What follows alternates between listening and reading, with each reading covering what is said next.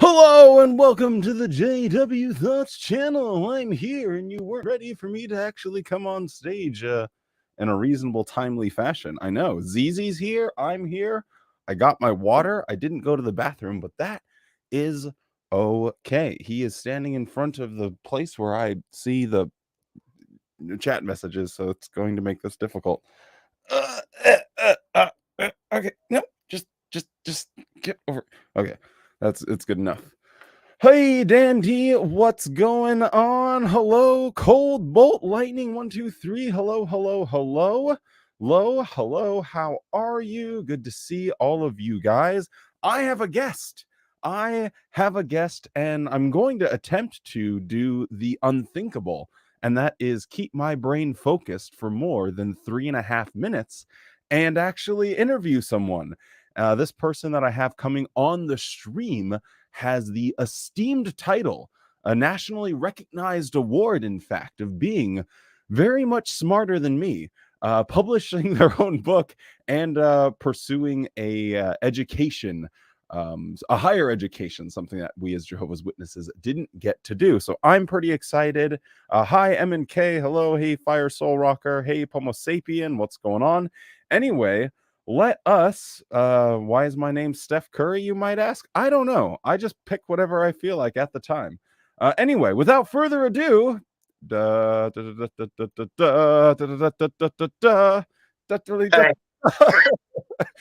What's up? How's it going? It is going good. How are you, my man? I'm doing awesome. I'm doing great. Good. I just got up from a little quick nap, and I feel good. You're glowing. You're just glowing. That beauty sleep, it worked. That's that artificial lighting. Lovely. That actually works for sure. Welcome to the channel. Thanks for coming on. Thank you for having me. I'm really excited to be here.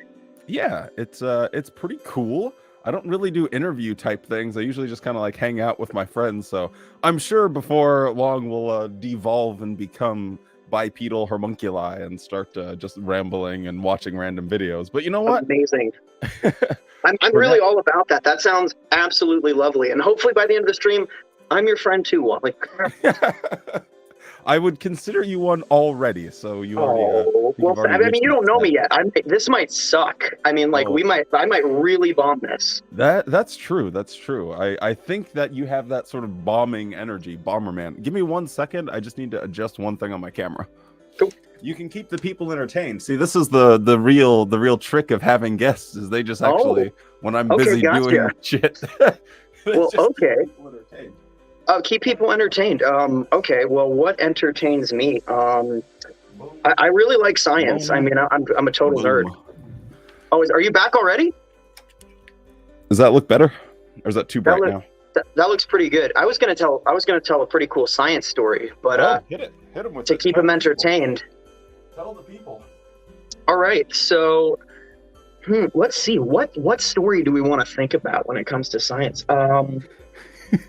Interestingly enough, Nikola Tesla wanted to give the world energy for free using his little conductor coils, and GE completely squashed and buried him, and now we pay for power. So that's cool. God damn. Yeah. I just paid $5.60 for gas, so that was pretty fun. I can imagine. I mean, I live in Arizona. It's 100 degrees out right now, and my apartment is at 64 degrees. So, yeah. Yeah, power. You know about that heavy power. Hey, Godly Beard, what's going on? We're not doing streams on the weekend. I know when I did streams on the weekend, I didn't see you coming around. Hey, Daniel. Hey, Alan. Hey, Clyde. Hey, DY. Hello to everyone. Anyway, yeah, someone called me Mr. Science. Wow, that's I like that, you know? I think Can I change my name in this or no? You definitely can. I can. Oh, snap. Let's see. How do I do this? I got you. Oh, thank you. Just change it to Mr. Science, if you will. Can I misspell science? You can spell it worse. That actually would be kind of funny, like Mr. Science. Mitter Snoots. Hey, Karaoke Buzz. What's going on? What up? Anyway, so yeah, do you want to just give the fine people of YouTube, you have a channel? I do, yeah. So my name's William Runquist to start. And yeah, I run the JW Science channel. And so what we do over there is I just take the things that really woke me up through the scientific community and through the classes that I took and just from reading a lot of books. And I want to share them with people because so many of these points, a lot of people don't think of. And Jehovah's Witnesses generally try to get all of their information from the same place. Mm-hmm. And so I want to try and help people learn how to use science. Because at the end of the day, I don't care if you're still a Jehovah's Witness or if you become an atheist or you want to be a Christian or whatever the hell you want to be. It's not up to me. I just want to teach people how to critically analyze and the methods that we've been using for thousands and hundreds of years through refinement. Thank you, Francis Bacon. Do you want to actually, just for getting it out of the way, what is science? Sometimes I think science? People don't actually really understand like what when we say science. Yes, so science is drawing conclusions on the world based on the evidences that we observe in it. So inherently, things like when you hear religious scientists, that's an oxymoron because they're believing in something that we can't observe, that we can't prove. And honestly, as an atheist, I can prove there is no God as well as I can prove that there is one. We just don't know. Mm-hmm. And so I feel like with defining science, it helps to really get that background of what science is. And it's observation. It's looking around us in the world, seeing something, and then drawing a conclusion. And religious people do it backwards. They have the conclusion, they have the really old book, and then they try to prove it. And that's okay. We live in a free country. You can do that if you want. But like, if we're talking science, we're talking science. Yeah. You can do that, but do you really want to? Exactly. It's like, I mean, sometimes it's nice. I mean, we do things that are bad for us all the time. Yeah.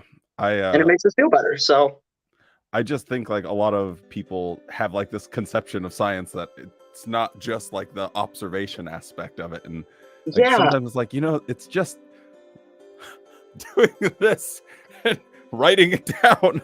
It really is. It's not that complicated.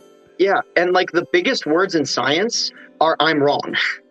Those are the biggest words. Yep. And those are the words that save lives. They're the words that put us on the moon. They're the words that save kids and people every single day in hospitals. Mm-hmm. Because if we don't presuppose anything, then we can find the truth. But when you close your mind off to anything other than what you believe in, well, then you close off your opportunity of maybe finding the real truth out there one day. So then what was it like specifically for you? Because I know for me, like a big like waking moment was probably just reading the Genesis accounts and seeing how they just weren't consistent with each other. And that was like a big thing. And then there was the whole concept of the Noah's flood and why was all that water up there to begin with? What was that water doing? And then in Peter, it says that God knew that he was going to be flooding the entire world. So that's why he put the water up there. And I was just like, exactly. I'm cool off of all of this. So for me, what it really came from the most, because people say that, they're like, oh, well, when did you wake up? And it's all like, I feel like maybe I was born awake and people were just trying to keep me under my whole life. Interesting. Because all my life, there were things that didn't make sense. My little brother wound up actually having 45 back surgeries. He was born with cancer. 45. And so from a young age, I had to come to terms with the fact that I may never see my brother again. He may leave one day and never come back. And I knew that it could be because of the blood transfusion issue. Mm-hmm. And I just thought, even as like a little kid, I was all like, is this rule worth my brother's life? I don't think so. Like, and then my mom would always be like, oh, well, he's going to be resurrected anyway. And I literally as like a 7-year-old, I was thinking like, then why don't we just all kill ourselves and go to paradise? That sounds way easier. Wait, so that's something your mom said to you? Yeah. And so like, yeah, she was like, oh, well, if he dies in surgery, he'll die faithful because he didn't take blood. And yeah, we'll see him again in paradise and it'll all be great. He'll be fine. So just make sure you get to paradise. so you could see your brother again. Thankfully, my brother made it through all of his surgeries, and I actually work with his doctors now to help kids with his condition. Oh, wow. Yeah. That's just last amazing. December. Yeah, I was actually in, and I got to be in on a 16-hour surgery, rebuilding a kid's spine. And so we actually use a combination of surgery and titanium prosthetics. Wow. And so we literally reshape spines. And a lot of times we do it over 18 years. Mm-hmm. And so I love just, the aspect of being able to get to know the families and the kids. And because even though we were witnesses, like, the doctor was so nice to us. He was just so kind and, like, loving and caring. And even though you guys were some real goofy goofballs. Yeah, that's the thing, especially now having some experiences in hospitals. It's like, you're there to save people. You're there to help people. And you're there to keep them going. Mm-hmm. And it's just a given that when families come in, they want you to do everything in your power to help their child.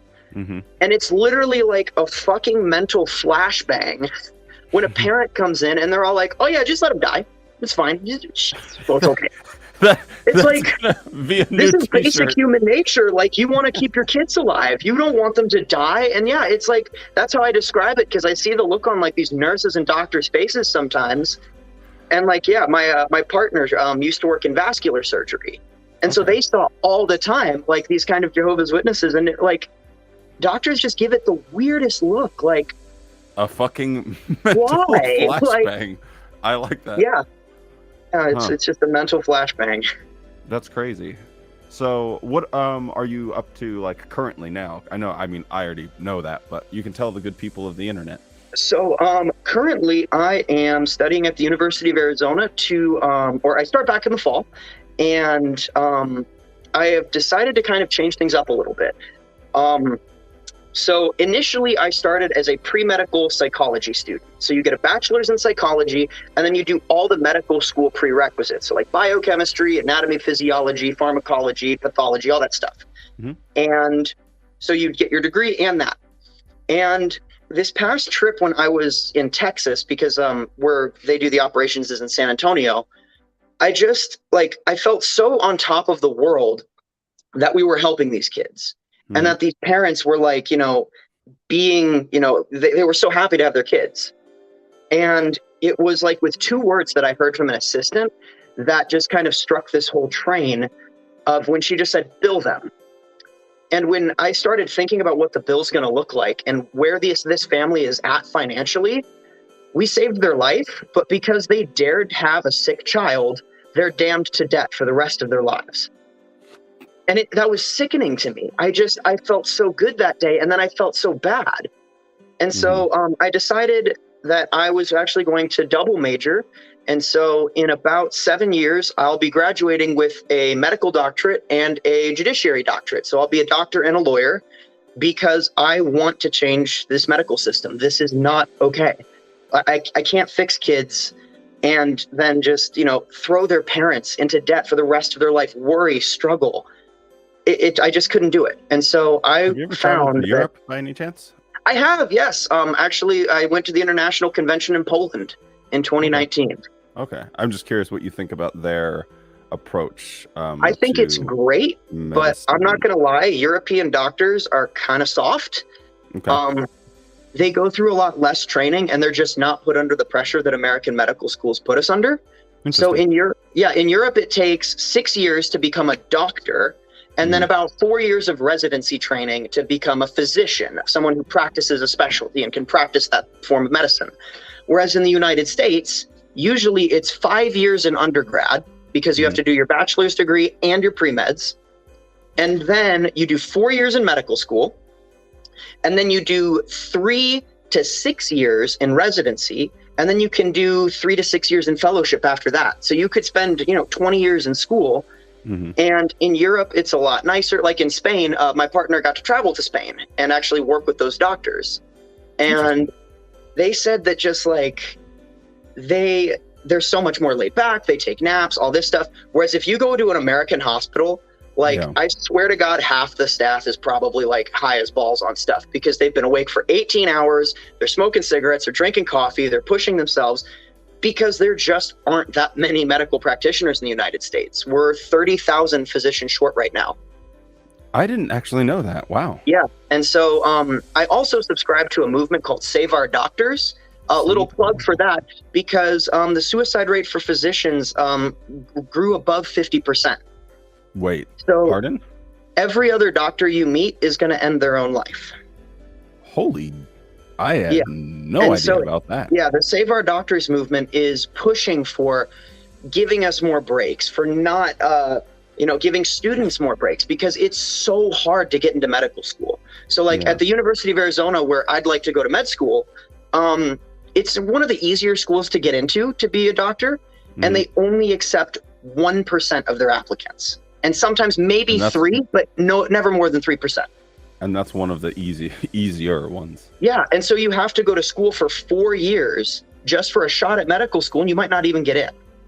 God damn. And so it is cutthroat in the pre-med world. It's cutthroat in medical school, and it doesn't promote us all coming together and working together. So that's why you kind of chose your path of, hey, maybe I can do this thing that's helping people, but I can do it in a way that is going to be better for the overall community. Exactly, yeah. Interesting. Yeah, Well, just gotta bring some common sense into it. Yeah, that's absolutely incredible, man. Yeah, and I mean, like, shout outs to you. Yeah, for the past 2 years, I've been watching like you, Jake, Lloyd Evans, Harrison Kother, and I've been like mad at the organization. Not mad, but just, like deeply hurt by. And I feel like I've, been abused, or, I've been mistreated by them.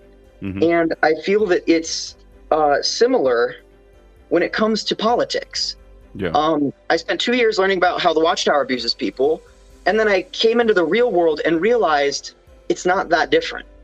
Yeah, I mean, a lot of go to an international convention, and you will see people with the big JW badges and like all the clothes and screaming and crying and emotional. And then go to a MAGA rally. Big old thing, make America great again, big old hats, emotional, crying, like he's going to save the world. Watchtower is going to save. It's all the same damn thing. It's people in power taking advantage of people that can't defend themselves. Children can't defend themselves. And so I want to try and get into either politics or government or something like that, so I can try to help change that system a little bit. Yeah. And I know it's a lofty goal. It might not even happen. I might get hit by a bus today, and this is all I'll ever amount to. But you sound like me. yeah, exactly. So it might not even happen. But while I'm living, I realized as a witness, I preached so hard and so much in so many different countries. We actually got to preach under ban in China for a little bit. I preached in the jungles of Costa Rica. I preached all over the United States. My dad was a circuit overseer. And I did it because I thought I was helping people. I wasn't doing it because I wanted their money. I just wanted them to live forever like me. I wanted it so bad for everybody because I saw how sad the world is. Because it is. It's a sad place a lot of the times. And I just wanted to make it a little better. And I've always wanted to do that with my brother. When he was in the hospital sometimes, he wouldn't smile or talk to anybody. He just kind of would lay there. And my mom, even as like when I was like 4, would bring me in. And for some reason, he'd just perk up. And I loved making him smile, and I loved making him laugh. And I realized, with those moments, you don't need God. You don't need anything but those moments. The promise of a baby panda being your pet in order to make you smile. When those moments, those moments are my paradise. And it's better than I could ever imagine because no one had to die to get it. Yeah. I mean, you think of the cost of Witness's little baby panda wonderland, it's 6 million dead bodies. And what does my moment cost? They say that they're the right, they're the truth, they're the good. They follow the God of love, and yet their paradise costs 6 billion deaths. And yet I'm the evil apostate atheist, and my paradise only makes people happier. It's just, it's wild to me.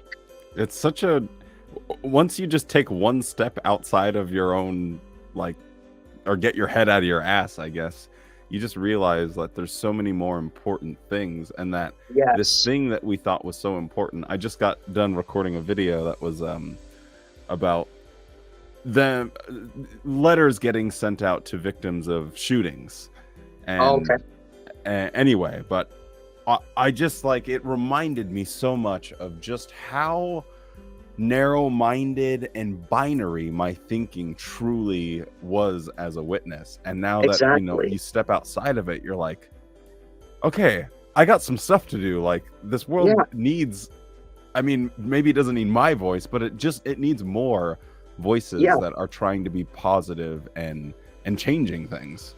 Exactly. And just also somebody, because also on my channel, we do a lot of scientific breakdowns, but I also do a lot of just kind of, not so much motivational, but like step-by-step how-tos, like how to get out, how to get your own phone, how to go to college while you're still a witness if you want to, how to value your beliefs.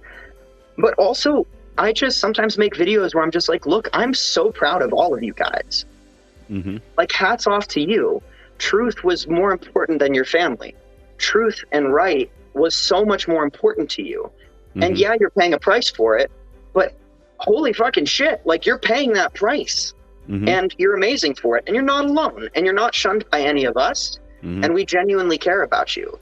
And I want to just put some genuine content out there that's not just, you know, debunking Watchtower or something, but also dealing with the fallout. Because as apostates, we already know it's wrong. And we already know why it's wrong. We have our own reasons for it. But how the hell do you go on a date after you've never had sex? Like, how do you go to a frat party when you've never had anything more than a gathering? Like these are the things I want to talk about. You sit next to a girl at a party and everyone starts looking at you, so you freak out and you start running away, and now you're meant to like leave that and like, oh, now I have to go out on a date. Right? Yeah. Or it's like just getting rid of like the programming in your head too, and realizing how little control you had of your life. Like, I remember when I first got announced that I was disassociated. Of course, they don't tell the congregation that. They're just like, oh, he's disfellowshipped. And they're like, he's probably gay. That's not what happened. If you're from my congregation, your beliefs just like don't add up. That's why. It's nothing personal. Like, I love you guys still, but yeah, it just doesn't work. So it is so crazy, like the reasons people come up with when people are, you're no longer one of Jehovah's Witnesses, and everyone jumps to conclusions. Well, and so so the day after, I opened my closet and I looked at my clothes and I realized I don't have to worry about anyone else's modesty. I don't have to worry if they think it's too tight. I don't have to worry if they think it's too loud. And you know what? I've got some stubble growing. I'm not going to fucking shape it. I'm going to put on, you know, my tightest jeans that make my booty look good. I'm going to put on a muscle shirt and a leather jacket. And you know what? I'm just going to like go to the mall and just like walk around and feel good. And when you break it down, you realize I couldn't wear what I wanted. I couldn't go where I wanted. They controlled how my body looked. They controlled how my outfit looked. They controlled everything. And then that day, so I'm walking around feeling like a badass, and I walk into a Circle K, and, you know, I get an energy drink. I put it on the counter, and the lady's like, hey, any cigarettes today? Now, as a witness, the answer is automatically no. You just can't. You have no choice in the matter. And here I was realizing I have a choice. And I was like, yeah, give me your favorite pack. And she's like, you ever smoked? And I was like, not really. And I was like, I'll take a lighter too. And I went outside and I smoked a cigarette, and it was pretty great. And like my mom always said, like, you'll throw up the first time you do it and you'll get sick and wow, and you'll look terrible. I look fucking great. Like, it made my forehead a little sweaty. So it was like a glistening sheen in my hair. And, oh, dude, it was awesome. It was Not so that we cool. promote smoking here on the JW Thoughts channel. It's bad. Oh for your yeah, health. no, don't do it. Don't do it. But you know, also But it live a was little. very cool. Yeah. I had my own stint with smoking as well, so I feel you there. Lovely. Yeah. I like did to think I looked pretty cool. Yeah, well, and it's just like, especially when it comes to style, like, you are so controlled. Like, I realized my house now looks, or my apartment now, looks so much more like me. Like, I've got a bunch of Harry Potter books and a giant Lego Hogwarts set, like, right on the side of my house. And I could never have that as a witness. I have, like, all of these, like, miniatures that I paint and then go play board games with. And they have demons in the game, so I would never be able to play that. And just every book on my shelf right now, I think they would consider apostate. writings of Albert Einstein, Stephen Hawking, Neil deGrasse Tyson, Bill Nye. It's just amazing to find who you really are. Yeah, it's incredible. That's something like that you just mentioned about how they sort of take that from you. It's like your personality, who you are. And I know like the buzzword is our authentic selves, because that's the one that gets tossed around the most, but it is fairly applicable. And when you have that just ripped away from you, it's so confusing. It's so confusing when you get out there in the real world and it's like, well, who the hell am I? And that identity crisis is real. Like it is brutal. But so for everyone watching, when you hit that, don't give up, because for me, it was 2 years of realizing, who the fuck am I? And it was terrifying. And I realized, nothing matters. And I was sad about it. And then 2 years later now, I have the exact same mentality, but I've changed how I feel about it. Nothing matters. So that means I can do anything. You can do anything in this world. Because at the end of the day, adventure. You go to bed by yourself. You're going to die by yourself. You came into this world by yourself. So go out and have that adventure. And do something. Do something. Do something. And so, those 2 years where you're first figuring out who you are is scary and terrifying. Yeah. But I'm telling you right now, I'm having the time of my fucking life right now. Like, beautiful. I kid you not. Every day is wonderful. Every day is a new adventure. And do I know, like, where the universe started? No. And a lot of people, do I know where I go when I die? No. But do you know what that means? Instead of getting worried about it, it means I get to figure it out. I get to discover that. And it's a beautiful adventure if you look at it that way. If you stop and you realize and you really appreciate every freedom you have. If you smoke, every cigarette you have, just think, enjoy it. Because you couldn't have done this before. Every time you watch a rated R movie, enjoy it a little bit more. Don't think about, hey, the sun's going to explode in a few billion years. Don't think about how, like, eventually every atom will be silenced and, as the universe infinitely expands. Don't think about that. Just enjoy watching Robert Pattinson and Zoe Saldana, because holy shit. Wow. Yeah. that movie, like, they are just some beautiful people. Like, they truly are. They really are. And so, it doesn't sound very sciencey. It sounds kind of hippie-ish. But honestly, the science truly tells us that, like, really, we don't know what matters. We don't know why we're here. We don't know what's at the end. So let's go figure it out. And let's have fun doing it. What would you, I know I'm trying to, like, bring this back home for a second. Yes. But, like, if you could debunk for us, like, one quintessential JW teaching with your knowledge, what would that one be? Oh, snap. Okay, so I made a video on this on my channel. Okay. And it's called The Number One Reason I Left Jehovah's Witnesses. Okay. And hold up, let me pull it up just to flex a little bit. It got like, you can do. Oh, hey, I got a new subscriber. That's cool. I think you can do a share screen as well. Oh. If you want to bring. But so it got a whole 2,000 views. Wow. Yeah, and then I got another one that had 5,000 views, which I was super proud of, because I went through 3 main reasons, just quick style debunking. So the biggest reason why I could not stay a Jehovah's Witness is because simply Homo sapiens are far older than 6,000 years. So I posed this everyone. Have a wonderful day. Ooh, end of stream. We're done. See you later. Goodbye. And so it's simple. So I actually asked this to an elder one time. Okay. Because I was pretty much fully awake by 18, and I was just kind of bullshitting everybody. And I was having fun too. Like, man, messing with witnesses when you're awake and they still think you're one of them is just the funnest shit, man. Like, man, I did cart witnessing for a year, and it was just some of my greatest memories were just fucking with people, and like you just see them do like go full devolved, caveman. Yeah. It was my favorite was I would give like 3 talks or comments that were ultra spiritual, like about the organization, and then I'd make just one that was like a little critical and off topic. And then next meeting, right back to it, like, oh my God, the governing body, they're so good, they're wonderful. But yeah, okay, so we're debunking stuff though. Sorry. Yes. Lo I said feel you like speak too fast as well, so we're gonna go with elder mode. So we all need you right, to do your elder voice. all right. What is an elder Okay. voice? I don't know what that is. I know that you might not be able to hear all Oh, of the wonderful comments from my. I hate it when they do that because it sounds like they're like jerking themselves off while they're I was about talking. to say, it Like, sounds like oh, it's just the it's so, brothers and sisters. it Oh. really, I'm like, it's what's really on that disturbing. desk? Like at JW Broadcasting, what is going on under there? What's going on behind under the desk there? Goddamn. Right? Anyway, Like, okay, we're debunking. So- we're debunking. Here we go. we're doing it. Okay, so the We took question our that I would ask Adderall to and we're these, gonna focus. yeah. And so I asked this elder, can a rock lie? Okay. And he was like, no, of course rocks can't lie. And I'm like, okay, cool. Does Satan make tools?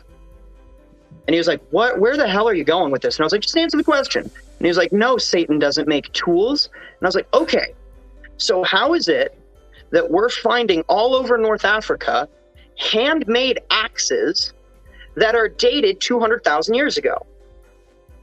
So if rocks can't lie, like, and the rock tells us I'm this old by using this method, because they're always like, carbon dating doesn't work. And I'm like, okay, so what about isotope radio dating? And they're like, oh, what? Oh, Like- I only know about carbon dating because that's the only thing Watchtower told me to know about. Yeah, right. Because it's easily debunked by Christians. But yeah, radio dating is so much better. And so I was like, other okay, tools. yeah. So it's like, if the rock can't lie, that got formed into an axe, and Satan doesn't build tools, who put it there? Satan did. Yeah, but he doesn't make tools. So like, how? And so I also was just like, okay, That's a pretty good one. I like that. yeah, well, and if you even just look at our DNA, the Homo sapien genome has been evolving for about 400,000 years. Mm-hmm. And we can prove this with medical science because we can see how far the genome sequences have come. I'm kind of speaking in some very science-y terms, but yeah, we checked, we know. Yeah. And so, I mean, didn't the person I can't remember what his name is, but that was the head of the Human Genome Project. He was a Christian, right? And he even came to the conclusion that Adam and Eve cannot exist. Couldn't have happened. It could he not still have believed happened. in God, but it's like, no, this story in the Bible is just so objectively false. There's another thing called the genetic rule of 5, which means basically, and it's a really cool theory, if everyone on Earth was killed, we could restart the population with 5 people. Okay. Because that's the amount of genetic diversity you need to not have birth defects. But what you would need to do is literally have like a breeding schedule. You wouldn't have people always together. It would have to be, and for about 300 years, you would have to be having planned children with the planned people, so you're not crossing genetic lines. And so that's another big reason. Like 300 years of scheduled sex. Yep, Boo. exactly. It sounds awesome. Like, please, Putin, like, shoot the nukes, bro. I'm ready. That's so hot. Yeah, I know, right? It's not in a genetics class, but so, but yeah, that couldn't have happened. We couldn't have come from just 2 people. That's impossible. Yeah. But yeah, so the biggest thing that I did in my past video about Homo sapiens is I walk people through the history. And so I'm like, okay, like here at this 4,000 year mark, we discovered this archaeological site. And I cite my source, I cite why they found it, how they found it, and what scientists worked on it. And so I spend 20 minutes walking you from 4,000 or 400,000 years ago to 6,000 years ago, and then onward. And so as I'm going through, I have these little USS Enterprise models. Like I have a bunch of them. And so I'm placing little markers along my desk as I go. And I'm like, here's the 300,000, here's this, here's when we made tools, here's when we did architecture, here's when farming became a thing, here's when tiered farming became a thing. And I was like, okay, now science, we've got, and I counted it all. We had 480 scientists to back up this claim that for 400,000 years, Homo sapiens have been doing things on planet Earth. And they cite multiple books, they cite multiple methods for coming to their claims. And I was like, okay, so that's science. Watchtower, wants you to take all of these USS Enterprises, and I like throw them off the desk. And I'm like, get this the fuck out of here. No, absolutely not. This isn't true. We started right here. And I was like, in order to believe Watchtower's doctrine, you only have to believe in this much of history when there's way more out there. And I was like, what sounds more reasonable? 400 scientists with a combined educational knowledge of almost 2,000 years, multiple books, they're fallible, they can be checked, and they work well with others. Versus... And they're okay with being checked, and they want to be questioned, and they like to be wrong. Exactly. So we've got all that versus a printing company in upstate New York who uses a 2,000-year-old book that promotes jihadism, slavery, destruction of personal rights, homophobia, misogyny, genocide, infanticide, like good King David who bangs another dude's wife and then kills him for it. Like, which book do you want to take? Do you want to take the 2,000-year-old one and the printing company, or do you want to take 2,000 years of education, hundreds of books, and hundreds of scientists? And so that's how I end the video, because I don't ever want to tell people what to believe. No. I have my beliefs. And I just leave it always as, this is up to you to decide. Here's the evidence, and that's all I give. I'm not looking for followers after myself. We do want to tell people that they should go subscribe to your channel. That is the one thing we'll tell them to do. Please. Please do it. Thank you. I'd appreciate it. And drop a like on this video. Yes, please like it. Or you know what? It's a free fucking country. Dislike it if you want. I don't care. Like, yeah, if you hate us, I suppose. I'm on JW Thoughts and you aren't. So, haha. Pew pew. Yep. Goodness Getting gracious. Spicy. But yeah, I need to go take a quick tinkle break because I always have to go to the bathroom. So, you know what? How about this, Wally? While you go to the bathroom, how about I read to the audience a passage from my book? That sounds amazing. You know what? Let's just do the prologue. We'll just do the first little bit until you're back. Okay, let me just say hi to a couple people because I think I didn't say hi to a few. Hey, Lovely. Chrissy Parkins, what's going on? Deanna Dion, hello, good to see you. Oh wow, there's a lot of comments. Whew. No, I've got the chat up here. Hello, how's it going? Gia Johnson, hello. Hope you're doing well. I think that's everyone. Okay, I'm gonna go take a quick tinkle break. Cygnus Tip. Thank you. Don't say hi. Oh, I'm sorry. Hey, Ronnie, how's it going? I'm thoroughly enjoying this chat. You're talking my language. Hey, well, that's very cool. Hey, well, somebody else. On his channel, I promise. He's very calm now. What are you guys talking about? Okay, you can be mean to him, but he's going to read you something from his book. So everyone tell him he has very, very nice hair. And if you saw him in person, you would kiss him on the cheek. Oh. Okay, I'll be right back. All right. So let's go. We're going to start on a prologue, which is it takes place from the point of view of a man named Liam. Finds himself in a predicament. So let's go. His eyes flickered open. Darkness. A sea of black that spread infinitely in all directions. The cold gray cockpit was confining. The walls seemed to be closing in on him, like a viper wrapping around his throat. I'm spinning. He was being held tightly to his chair and strapped in at every angle. This isn't right, he thought. His body clutched tightly by some close-fitting flight suit. The flight suit seemed to be bulky, and he was sweating inside. The whole thing felt odd and uncomfortable and yet familiar. He breathed in the plastic-tasting air, cold as the air slid down his throat, filling his chest. His arms could move, though the pain wasn't broken beyond movement. He was in pain. Okay, stay calm. Years of training echoed through his head. He needed to deploy a distress beacon. His fingers moved and he flipped up the metal switch and he began to broadcast his SOS, knowing just the button to push. His head hurt, throbbing from within his skull. Where am I? He focused his eyes, drinking in the small, dim cockpit, buttons and lights, and nothing made sense. Just remain calm, he tried to think to himself. His HUD was reading normal, and he didn't feel normal, though.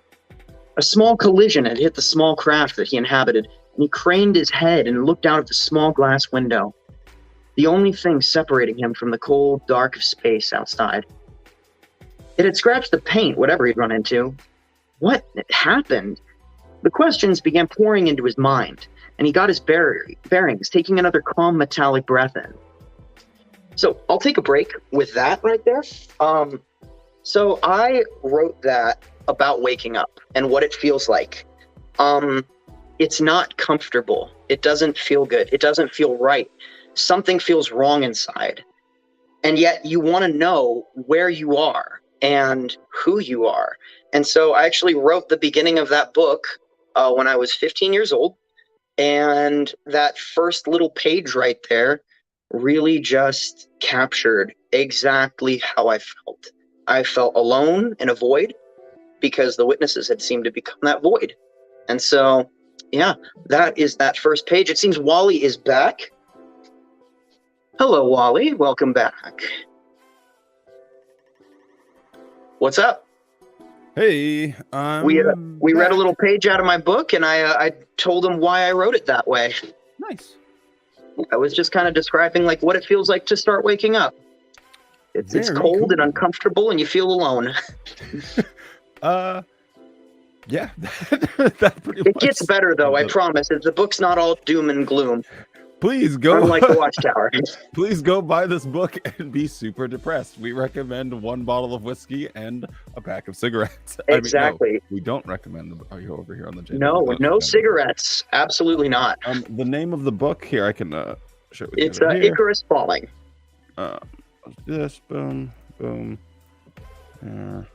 Here, I'll put it in the chat. Oh, look at that! There it is. You can get it in ebook. You can get it in hard copy, and you can get it in paperback. Can you say hard copy a little slower? Hard copy. Thank you. Do you want a hard copy, Wally? Is that what you like? That's what I like, baby. Yeah. Thank you, Manny. Oh, dude, I do like my nails. You are so brave to just like share your internet tab like that on your screen. Oh, I don't think I have anything naughty up there. Gotcha. It's happened like in a college class actually. I had a professor like open the thing, and like yeah, he had like a saved file of like busty college girls, and I was like, oh, that's a rough one. Ooh, boy. Ouchie. That's all right. I'm gonna put the name of the book in the comments too. Yeah, you're good. You're good. Oh, hey, Lo. I'm gonna shout out to Lo because this guy has been, or girl, I don't know who they are, but they're awesome. They've literally been here since the first video, like since day one. So thank you guys. She is very supportive of the community. Yes. Oh, thank you. Has she been on your channel before? No, I don't think. Or so. maybe she was on Jake's. I don't know. Hello, were you on a channel somewhere? Have you got on anyone's channel before? You've been on. I have a cat too who is knocking things over. Well, ZZ is a good boy, and he's happily asleep. No, this cat is a pure incarnation of chaos. Chrissy, just like me. Don't tell anyone, Chrissy. Shh. She's got a dirty little secret. Oh no. Yeah, she's oh my. Getting that Kindle delightful. money. Well, Chrissy, definitely go give it a read if you and hey, send him a copy, honestly. I mean, why not? It's his Kindle. You should get something out of it too. Maybe he'll learn a thing or two. I'll sign one for him. Oh wow, that's very cool. When do you start like back to being school full time? In like 4 days, because I'm taking summer classes. See, I'm taking a physics class. It's so weird trying to do medical school nowadays. Like they keep changing the rules and like different government stuff and all that. So I'm having to like do some classes that like I wouldn't have had to do before, or some that I've already taken. But yeah, so I get to do physics stuff, and I get to actually go to a physics lab and do some experiments. So I'm excited. That's very fun. Yeah. I was asking because I really enjoy having you on the channel, and I was thinking, man, maybe we could try and speedrun and get a couple more sessions in. But Wally, that just like made my heart. That was great. That's like after a good Tinder date, and they're all like, "Hey, like let's get lunch again." You know, it's a little thing, but it like really hits the heart. So thank you. Tinder made me sad. Tinder wasn't for me. And in the comments, am I talking slow enough now? Lo said that I'm calmer on my channel, and that's because I have a script. And Well, you I actually do my script things out. That is I impressive. do. I write out, well, because especially with how much scientific data I go through. So like in one of them, I actually broke down the equation of radiometric dating. Mm. And so I had to have that written down because the equation is like huge. It's not something you just carry around in Yeah. the back of your head, like, oh, I'll just Absolutely whip this not. out. That's Mr. for sure. Who's Daniel thinks that you're an absolute Chad, so I agree. He is a Chad? Thank you. I actually have a Tinder date after this. So Wow. woo. That's Yeah. good stuff. That's good stuff. Yeah, well, me and my partner have like a nice little open kind of thing. So yeah, Hey, that's really fun. that sounds like a pretty good time. Yeah, if only Mr. Evans had that's a similar thing. Oh yeah, I am never talking about him ever again. It's Okay, really he who shall not be named. It's really a bizarre thing. I'll say really one is. quick thing. Like, I get really annoyed because I tried not to like even read comments on the last video I made, but for some reason a bunch of people are like, or they send me messages or texts and voicemails and stuff, and they're like, you're just doing this for views, you're just doing this for views. And I'm like, I can show you the No, data it's like, that yeah. it hurts the channel to talk about this. It's not a Well, and it's good like- thing. Yeah, it's so important too that it's like, it's one of those things that like, you're not doing it for the views, you're doing it because you genuinely care. Like Yeah. you had actual tears in your eyes. And this is like you and I both, like, I feel like Lloyd was such, like, at least to me, was such a quintessential part of waking up Mhm. that I just feel like, you know, I feel bad for it. And I really miss him. Yeah, it's a whole complicated mess, but It really is. And I at the wish end we of the could all day, be like, friends. I mean, I don't like. He's gonna keep making videos. He's gonna do his thing. Whatever. People are gonna keep following him. That's fine. I just like I hate when I'm like accused of like doing things for like a selfish motive or something. When I'm Right. like, well, no, that's not. And it's literally bad. It's a bad Yeah. idea to talk about this subject because you're literally alienating yourself from a large part of your own community. Yep. And like, anytime I even say his name, like, views will go down, people will unsubscribe. Yeah. It's a horrible idea for like the overall like channel health. So it's Mhm. 100% it's not for views. I wonder if though, if you like said it like in the mirror 3 times, if he would like appear and sue you. Like That'd be pretty Candyman or something. Yeah, What he is just- the name of your channel? It's JW Science, Ronnie. Yes, JW Science. I've got the comments on my computer over here and my camera over here. So like when I keep looking over here, I'm checking the comments. Oh, they're used to me because I always do this. Yes, you do the JW broadcasting like that, where they change the camera angle and they do that like turn. Like it's literally that. They literally like they're like micro stepping underneath their feet to like just like kind of like villain like. So when I did, wait, have I released that yet? I can't remember. But anyway, I did one where I was dressed up as Stephen Ladd or Tony Moore. I can't even remember. I saw that with the pinky ring too. Oh, yeah, the whole thing. But I did like the camera turns. Yep. I did all the camera. So like after every paragraph or like little thing, it'd be like, whoop. What would have been even better is if you turned the wrong way. Oh, Like every time and just like have your back to the camera the whole time. Like he just can't get full like on, do a spin. yeah. Mm-hmm. Oh my fucking god. It That's just good stuff. sucks too. Like yeah. Oh hey, so what else should we talk about? Like this is an interview. We need to like we should be like asking each other like Stephen King questions or like yeah, I a probably Joe should Rogan do- for like hotter how guys. about- How about for hotter guys? For hotter men above 6 foot and above. Yeah, this yeah. this Well, ride has a height limit. I'm I'm- kidding, I'm joking. I'm 6'1" with my hair, so I'm tall enough to ride this ride. Yeehaw. Love it, yes. No, well, something that I like to know people's like idea or their perspective on is it's kind of like a buzz question or whatever, but like if you could give yourself advice for when you were waking up, like what would that, like looking back, like what would that be? Does that make sense? Find your family elsewhere. Because I spent so long missing my old family that I wound up actually neglecting the one that I had that was there for me. And I've got like 4 people in my life that like I always joke because like I do that whole Dom Toretto from Fast and the Furious, like family. Okay, I've never actually seen Fast and the Furious. I'm sorry. You've never seen Fast and the Furious or Bad Boys. Like you hate terrible movies. But the crazy thing is, I like terrible movies.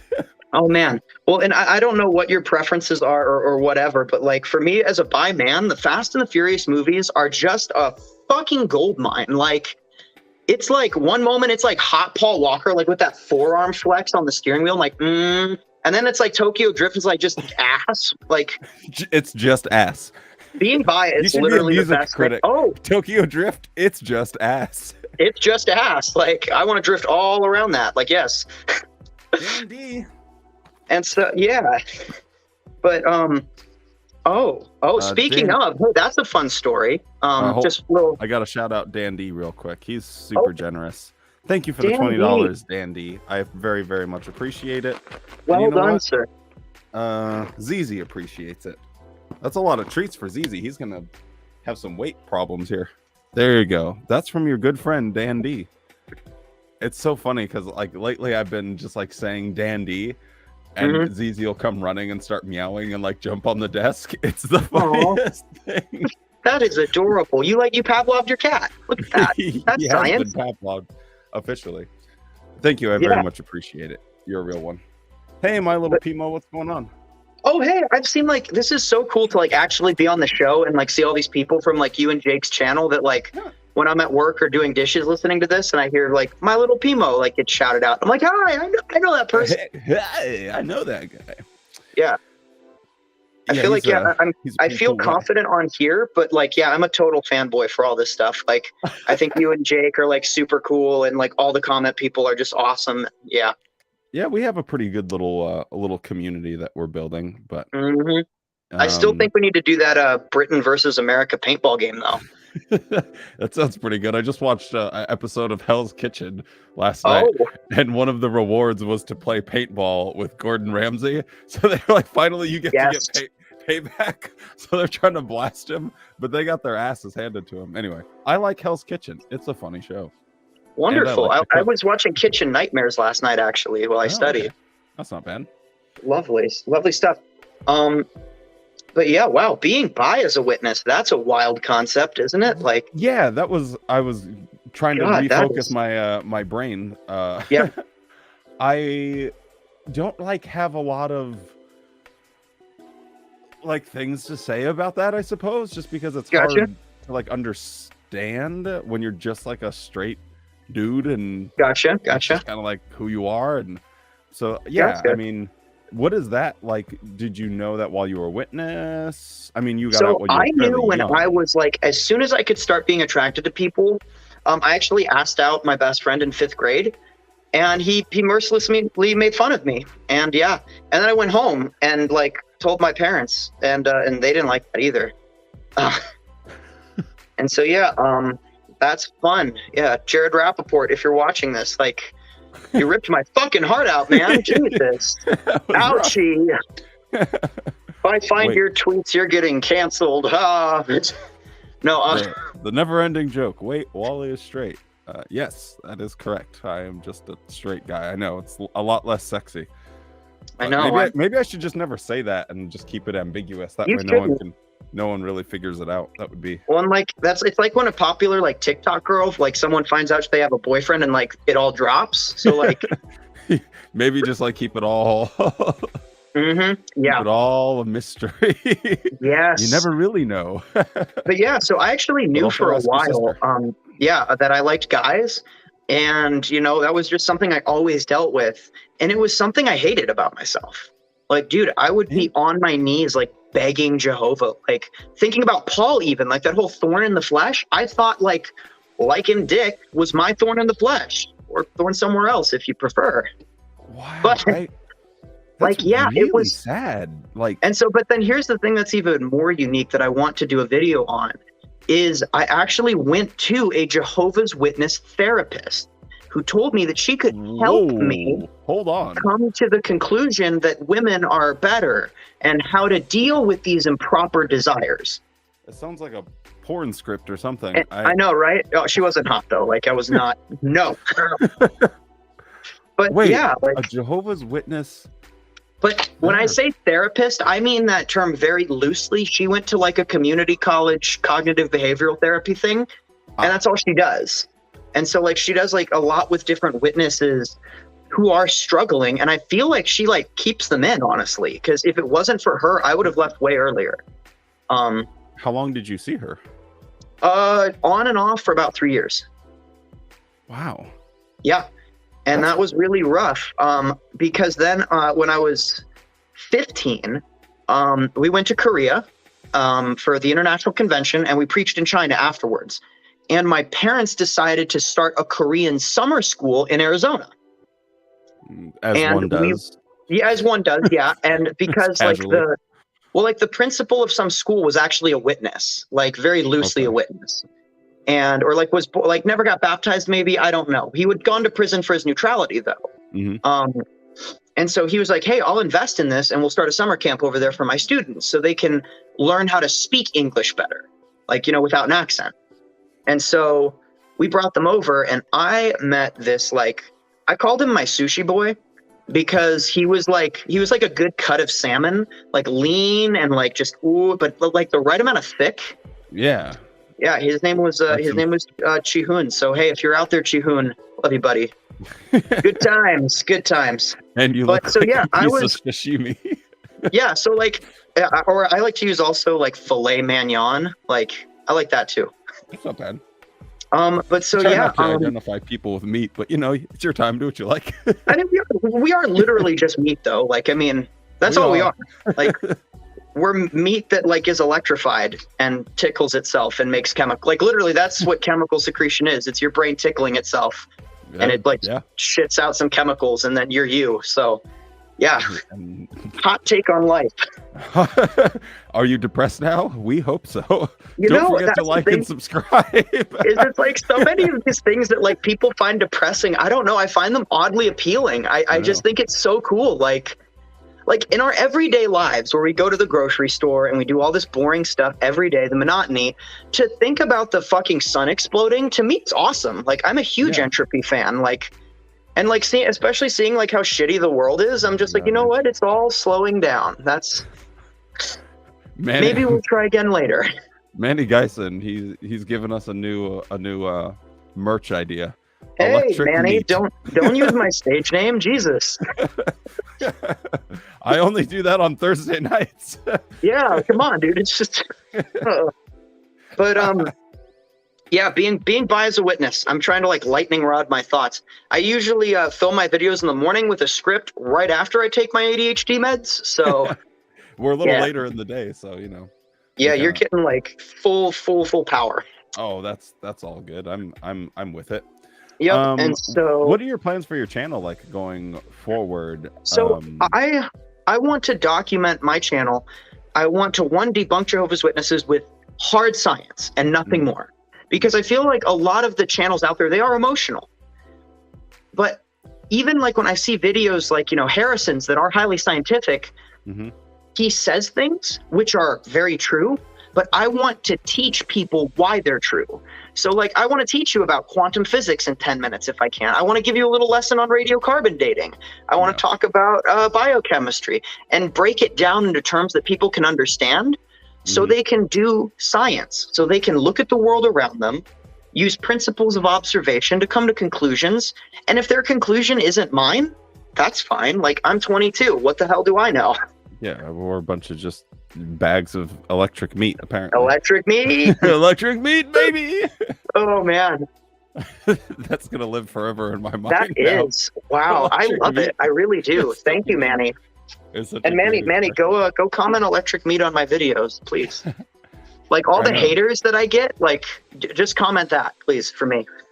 But I think that's a really strong and powerful idea, though. Like, actually, to focus my brain for half a second, because I do think that a lot of us do fall into this thing where we kind of just like say a fact or say something, and I'm always of the mindset like, well, if I say something, I'm hoping that you're going to go out and fact check it and learn exactly, it. Yeah. And that way I don't have to, like, you know, explain it to you. But maybe that's not actually a very good approach, though. Like, maybe we should be actually taking the time to explain things as if you were explaining it, like you said, in a very simple, digestible way. Because like Exactly. like if I have a question, I go to like YouTube and type in kid science. Like, explain it to me like you're explaining it to a 7-year-old. Exactly. Well, and I really like to encourage people go to the source, because working around the medical industry, it's biased. There are things that happen that are corrupted. There are things that happen that aren't good for people, and they go through anyway to make a dollar. So I always try to encourage people to go to, instead of Googling something, go to the NHIC website, which is a resource repository for doctors. And it's free to the public. Anyone can use it. So if you want to fact check anything I have to say, rather than looking up a point that proves what I say, just go look at the evidence and prove it for yourself. Yeah. Or prove something else. And then the second thing that I want to do with my channel. Oh, sorry. We have a little romance, a love triangle happening right now in chat. Oh, Jesus, really? But anyway, no, I don't know. Man, Chrissy, I'm gonna have to reread this. You're at the top of the triangle here, so God. Have fun, y'all. Have fun. keep it safe. Thank you. I am flattered. Thank you all. And hey, Hey, Steven. So the second thing is I want to show a true XJW success story. Yeah. Because so many times, like I actually just had a friend who, we're not going to name her or anything, but got an infection, got something bad happen to her due to, doing stuff. And her parents are just like, this is what happens when you live a worldly life. Like, and they always do that. They always pick on the worst things and then say, this is why you don't leave Jehovah. So for me, I do a lot. I'm kind of autistic and weird, but my brain works fast. So, hey, I can take tests. That's good. So hey, I'm with you. In 30 years, I want to actually be a doctor. I want to be a lawyer, and I actually want to go to space. Another thing that we didn't talk about before the chat is I work with a group called Project Possum, and it's a citizen astronaut group who's taking kids that are learning science now. So when we're leaving to go to Mars, we have fresh astronauts. Because if you think about the astronauts we have now, they're in their 30s and 40s. By the time we actually get out there, they're going to be too old. And so one of the girls who's like super into it, and she's the coolest person. Her name's Alyssa Carson. Her name's like NASA Blueberry on Instagram. Go follow her. At 19, she can fly a 747. God damn. And she's going to be the pilot for the Mars mission. She's like 21 right now. She's a year younger than me, but she's going to be flying the ship out there. And I want to do the flight surgeon course through Project Possum. So hopefully I get to be the doctor on the ship. Why? What is it called? Project Possum? I'm like trying to it's an acronym. Hold up. Let me find out what the acronym is, because it's a suborbital training system. So like we don't actually go to space, but so like I'm going to make a video of it if I get accepted. I applied. If I get in, I'll be going to Embry-Riddle Air Force Academy in about 4 or 5 months, and I'll actually put on a spacesuit and go up in a plane, and the plane's going to nosedive, and we're going to work in zero gravity. I took courses in spaceflight medicine.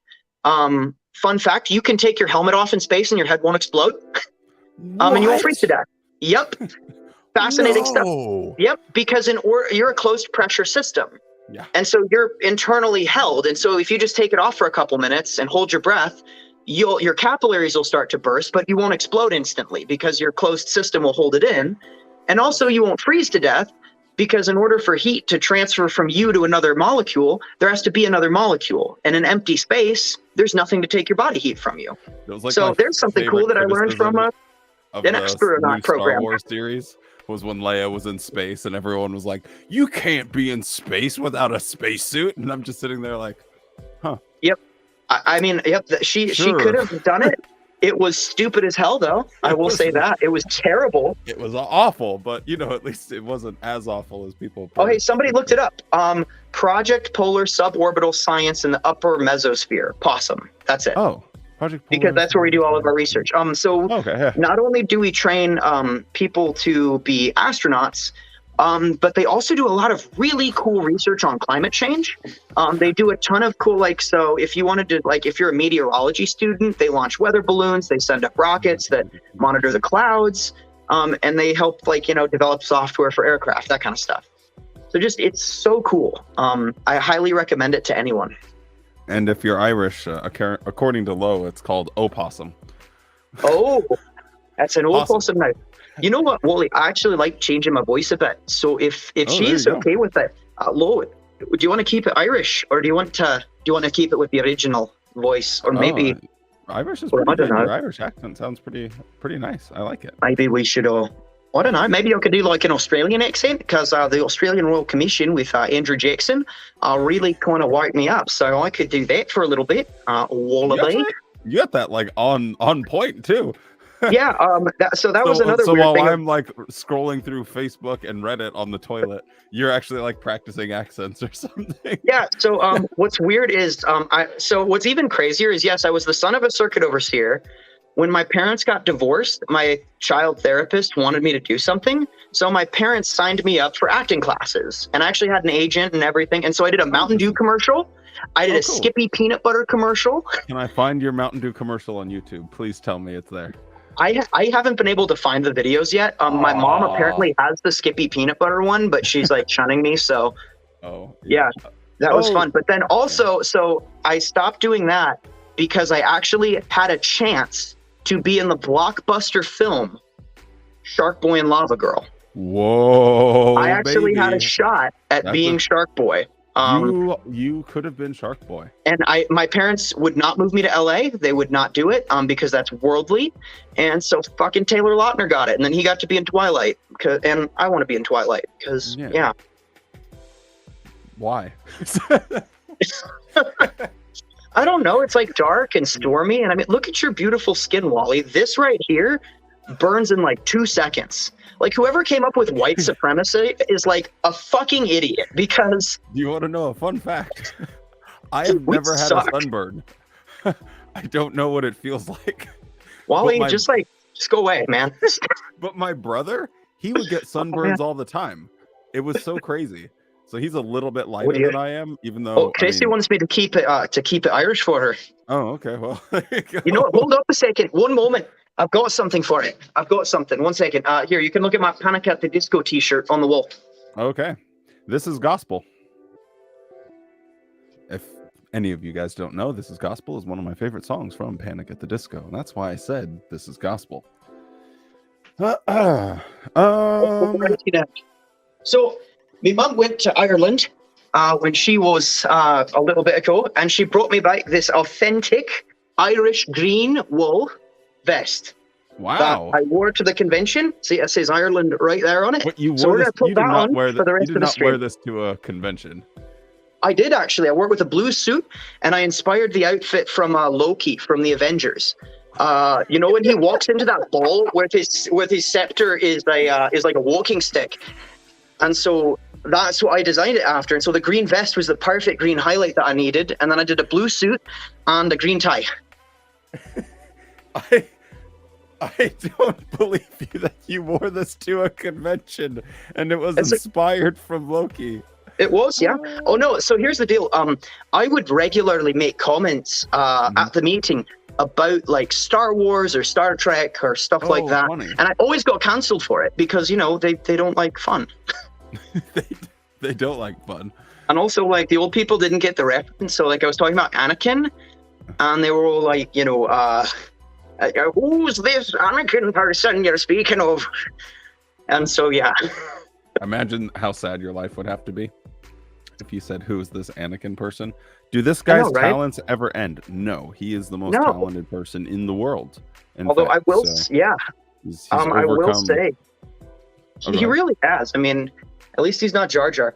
You know, Chrissy, I think that you should just like pick my different accents, because I can do over like 25. Oh my god. Yeah, and I also can do some pretty good impressions. So if anyone wants to just pick my name, tell Chrissy, and Chrissy will control my voice. But we'll keep it normal until we have then. like a Mario Party mini game within the stream. Yes. where you have to like do a goofy accents and stuff like that. Yeah, well, and I actually gave a ministry school part with an accent, and I got counseled for that too. Why like the constant? Well, anyway, we'll call it council culture. But I do want to talk to you about dress and grooming, because we talked about it a little bit earlier, but I'm gonna go grab myself a bottle of wine. So I will be right back. Yes, an Okay, great. entire bottle, not a glass, the whole thing. But I'm Hey, gonna go I did grab. that yesterday. Oh, Yeehaw. lovely. So I've been sitting here for more than 20 minutes, so my antsy-pantsies Please get go running do wild. it. Anyway, Yeah. but I'll be right back, and then we're going to talk about our experiences with getting counseled all the time. Counsel culture, Yes. that's right. Oh my God, so much every And year. Okay. I'm actually going to change my shirt too, because I am sweating because it's very warm in here. So I'm going to put on a short sleeve so we can see Why my don't you just muscles. just take it off, man? Let's do like a Magic Mike edition. Let's get wild out here. Why did I just think Magic Mike and I thought Michael the Archangel and I just saw Jesus like Wait, that's because Jesus could turn water into wine and do magical things. So Jesus is the OG Magic Mike. Our brain has 13 trillion connections in our neurons, and you used all of them instantaneously to reach that conclusion. Oh my fucking God. Okay, I need to get a new shirt and some wine. Okay, I'll be right back. Perfect. Okay. All right. So guys, give me an accent and I'll tell you a story in that accent about something that accent is from. So like if you want country, we'll talk about like some moonshiners or something like that. If you want like an Irish tale, I can tell you like a tale of the sea. British, we could talk about like, a posh battle or perhaps just the gossip around town. Russian it is. So how do I tell a Russian story? So there we were sitting in our tanks and we are driving along the Ukrainian border and we are seeing all of these different farmers and we've run out of gas because I don't know, it does not run on vodka, so we simply are driving our tank through the wilderness and we take out for a pee break. We had a lot of the vodka in our stomachs and so we were going to stop on the side of the road and здравствуйте. The Ukrainians come and they simply hook up to my tank with their little cow pusher farming device tractor and they're driving away with my tank and I'm sitting there like, oh good Lord, praise Putin, what is happening here? So they Cockney next.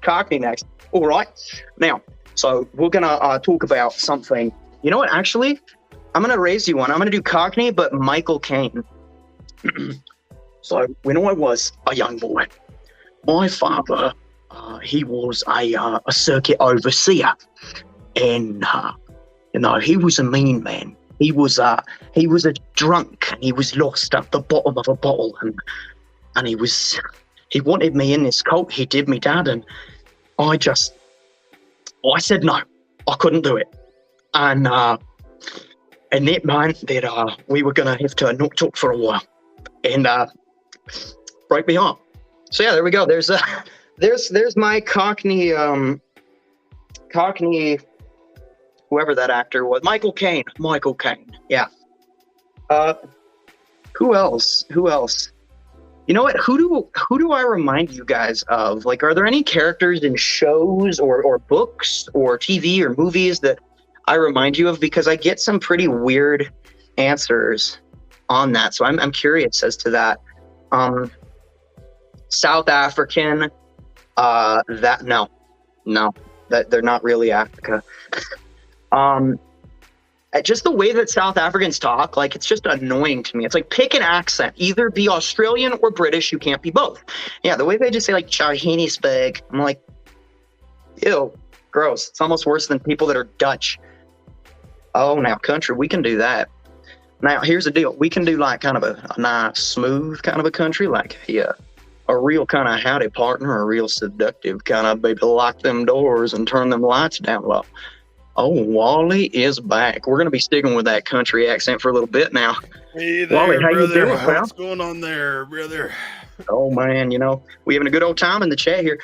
We did a couple of good old accents, and I told him a story about my drunk dad in the voice of Michael Caine, the legendary British actor.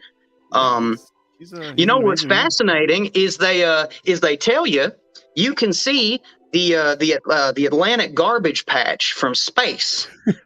But I That's say, not why look true. at it from space? You can buy a flight to England for $1,000. You're a tool. I'll see you later, Lo. I have my megapint, which is an Oh, bye, official Lo. measurement in America now. Oh, lovely. Oh, yes, because of Johnny Depp. Yeah, and I am a fool, and I was like the rest of you guys. You guys know you were watching it. So my Swedish accent always turns into like Minnesota for some reason. Every time I try it. And yeah. Well, give it a whirl. I always like wanted to think about like, just I don't know, like what would it be like for Minnesotans to seduce each other? Like it must be horrible. Like, oh hey Barb, like, oh I like that You're the sort of only cocktails person- you got going on there. Oh yeah. Hey, maybe you swing by tomorrow and we have a little Netflix and chill, and then we can go watch on the couch. So yeah.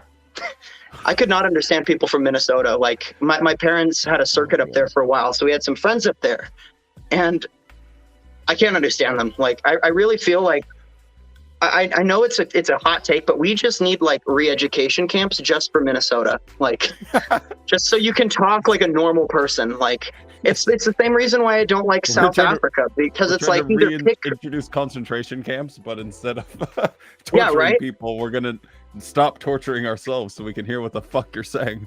That's going to be my whole running platform when I'm a politician. I am anti-Minnesota. I want them banned. I want to that's my whole thing. Just like gets on stage, declares war on Minnesota, does not elaborate. Like I will not be taking questions. Oh my god. Oh Flying god. Bell. Ask Bob's. I don't know what that is. I don't know what anyway, Bob's so yeah, is. council culture. I can do Asian, yes. I had an Asian boyfriend from Korea, and he was such a sweet boy. He liked that I am tall and blonde and have red hair. He saw fire. I was his firecracker. So, yes. You did not just say firecracker. You're going to get a Sorry, I'm having way too much fun. I'm going to go on here and we're going to automatically be demonetized.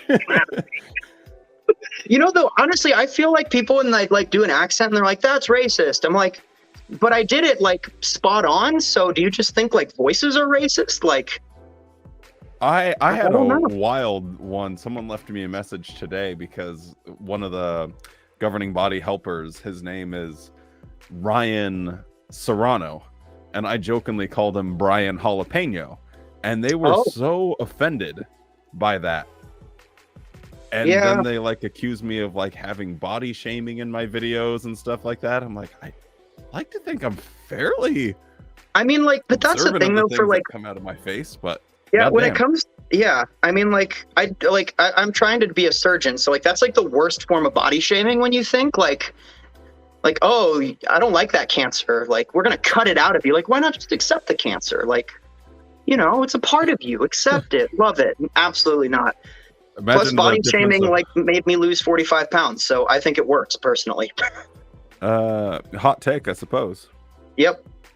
Anyway, the Brian Jalapeno bit was funny though. Yeah, I thought it was kind of funny, but I didn't want. Anyway, someone. That's like the thing is like the majority of people, Wally, are gonna laugh at it and not leave a comment, and then all the people that are salty about it are gonna want to shut it down and comment. So yeah, it's kind of weird, and I'm glad that I do have like a phone number that people can call and leave messages, because it is really wild, like the variety of feedback and stuff that I get to hear all the time. It's kind of wild. Anyway, council culture. Yes. 2 boys being dudes, and we're going to focus and talk about a thing.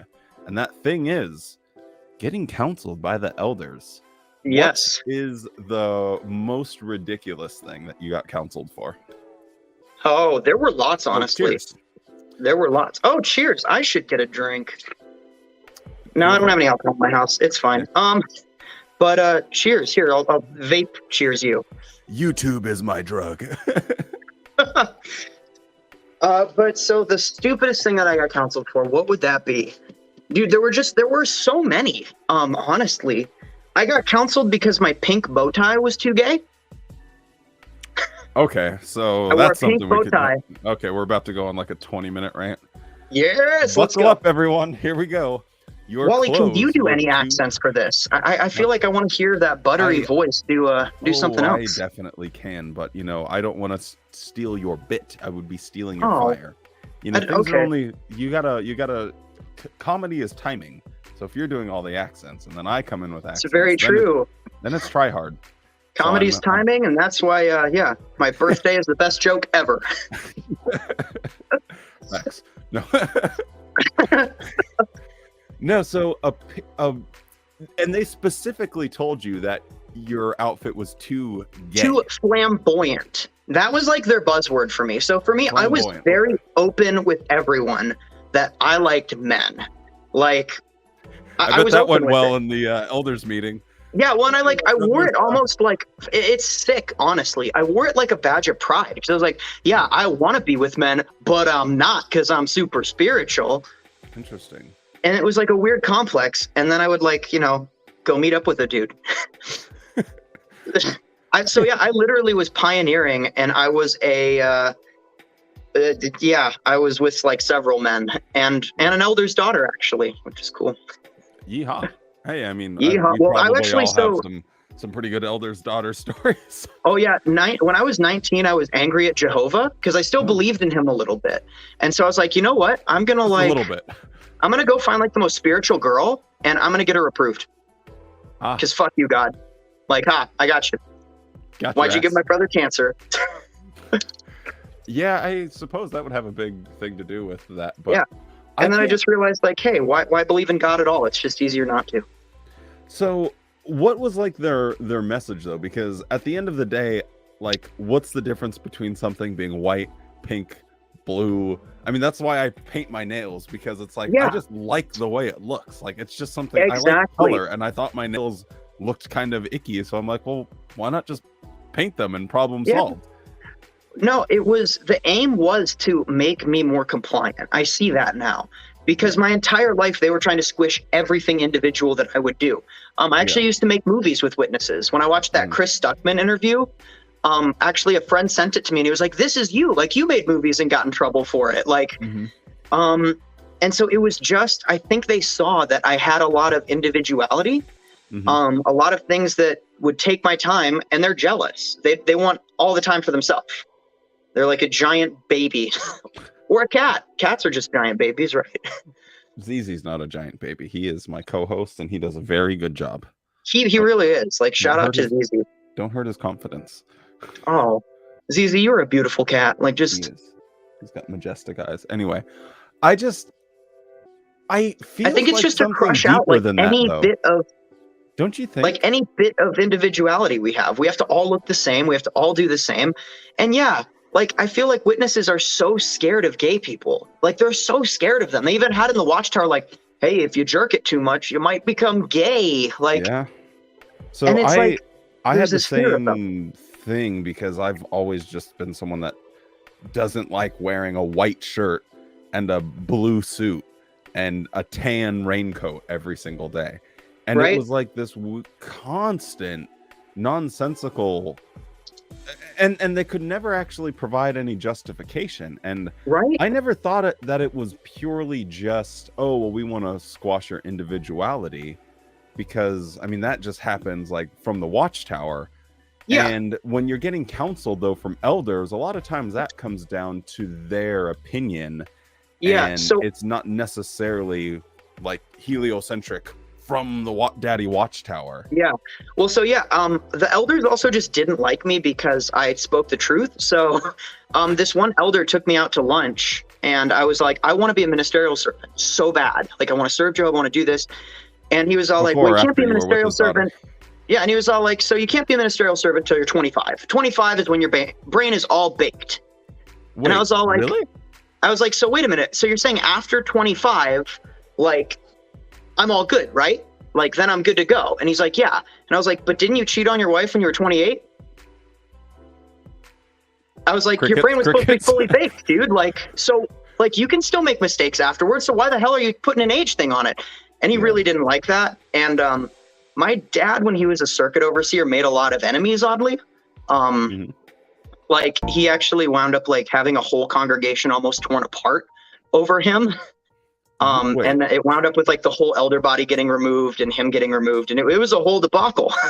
Well, that'll be a separate conversation, I suppose. Yeah, Or we so could go a lot down of the that route. elders in my hall actually like knew my dad when my dad was the circuit overseer for our congregation, and they did not like him. They really didn't. They kind of saw him as like a country bumpkin kind of a look, because my dad was from Montana and he like worked on oil rigs and like he was a big old burly man.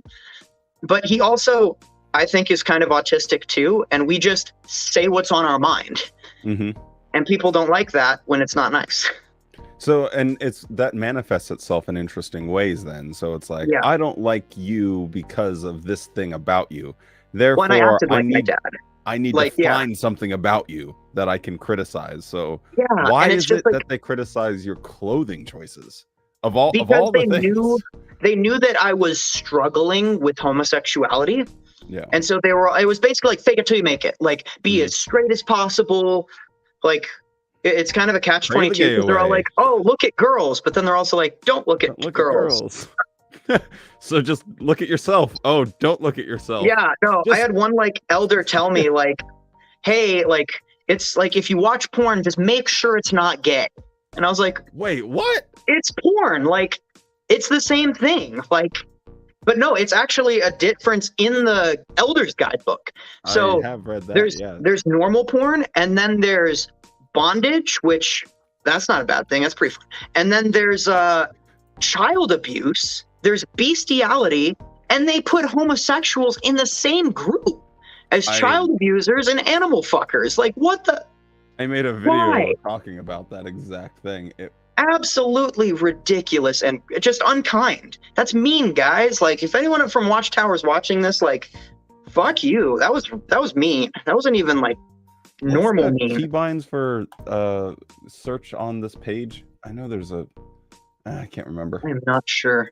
Control. Oh my goodness, there are so many. I love it. There are so many comments. Your people like interact so much. Yeah, we kind of like hanging out a little bit. Gay pink bow tie. Yep. That should like be my new like Instagram handle. What? Like what this guy said, gay pink bow tie. That should be my like Twitter handle or something. That and then you can have a separate one for electric meat. Yes. I guess I can. I feel like that could be like my alter ego. I can show the Elder's book on stream, right? Yeah. I think you can. It's Freedom of Information Act. You're good to go. I think we're good. Aha, legal stuff. Yeehaw. The deliberate viewing of porn.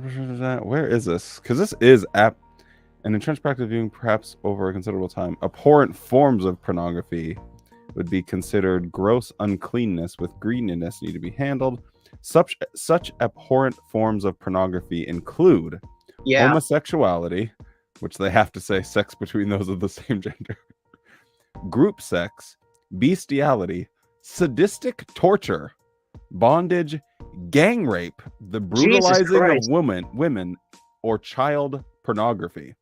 That's the same as two like loving gay men like having sex. That's the same. It is equally wrong for a man or a woman to watch two women engaged in homosexual activity. Damn it! And see, that's the best though. Like, they hate fun, really, don't they? Like, they banned like all my favorite categories. But how? Oh, I didn't even know that was a thing. Interesting. How do you, in your brain though, say, okay, two consenting adults, that's one thing. That's the same level as child pornography? Right? And then the obvious like giant meatball in the room is, wait, so are you saying it's okay to watch porn as long as it's regular porn? Because and then you've ever been to a convention or assembly, you already know, like, we would all do the same thing. We would, get the little pamphlet, and we'd go through the talks like, oh no, they're gonna talk about porn in this talk. Crap, I better make sure I have an assignment or I go to the bathroom. Right? Oh no, my dad. My dad actually gave the talk on masturbation one time, and he ended it off script, and he got in trouble for it but he was a CO, so he didn't get in that much trouble. But he was like, "But remember, brothers, if you do it, you won't go blind." And just like walked off the stage, like. Boo. Like, yeah, it's bad, it's not great, but like, hey, you're not gonna go blind, and then just left. Oh my God, your dad sounds like a really funny old school circuit overseer, like the ones that they You tried know, to get my rid dad, of like, in like the so my 2000s. dad and I actually stopped talking when I was 15. Oh, I officially stopped being a Jehovah's Witness when I was 20. So yeah, I spent 5 years as a witness, and he was in the hospital, and he just did some things in the past that Mm. I you can forgive certain things, but like when they're the reason that you have nightmares at night, it's just like, no, I just can't. and Um, that's a choice you can make too. exactly, yeah. But I've had like a little bit of contact with my dad. Mhm. Oddly, like my whole other family is shunning me, and like the dude at the top is, still sometimes talking to me. Hmm. And just like it's been really nice. I'm not gonna lie. Like talking to witnesses, sometimes we rip on them a lot, but they're so altruistic, and they really believe it's all going to be okay, and they have the best intentions. Hmm. And I just that's what even drives the passion to do this work even more, is knowing that these good people are being taken advantage of. Like, look at Yeah. us. Like, we got out. Yeah. We've got like relationships. We've got stuff. We're accomplishing things. We're helping people Trying to, at because least. we're good people. Like, why would we want to watch them be taken advantage of? Yeah, no, it disturbs me and disgusts me all the time. Raktha, hello. Sorry I didn't say hi to you. What did you walk into?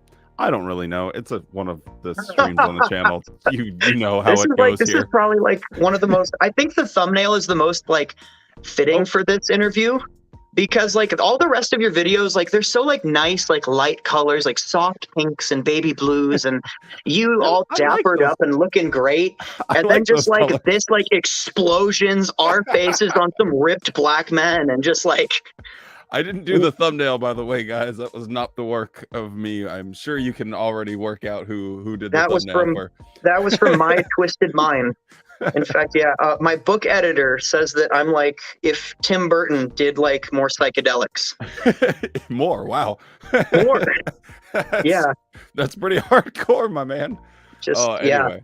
So back to council culture, because I just find this like always fascinating. So I'm assuming, maybe it's a bad assumption, but tight pants was a thing for you.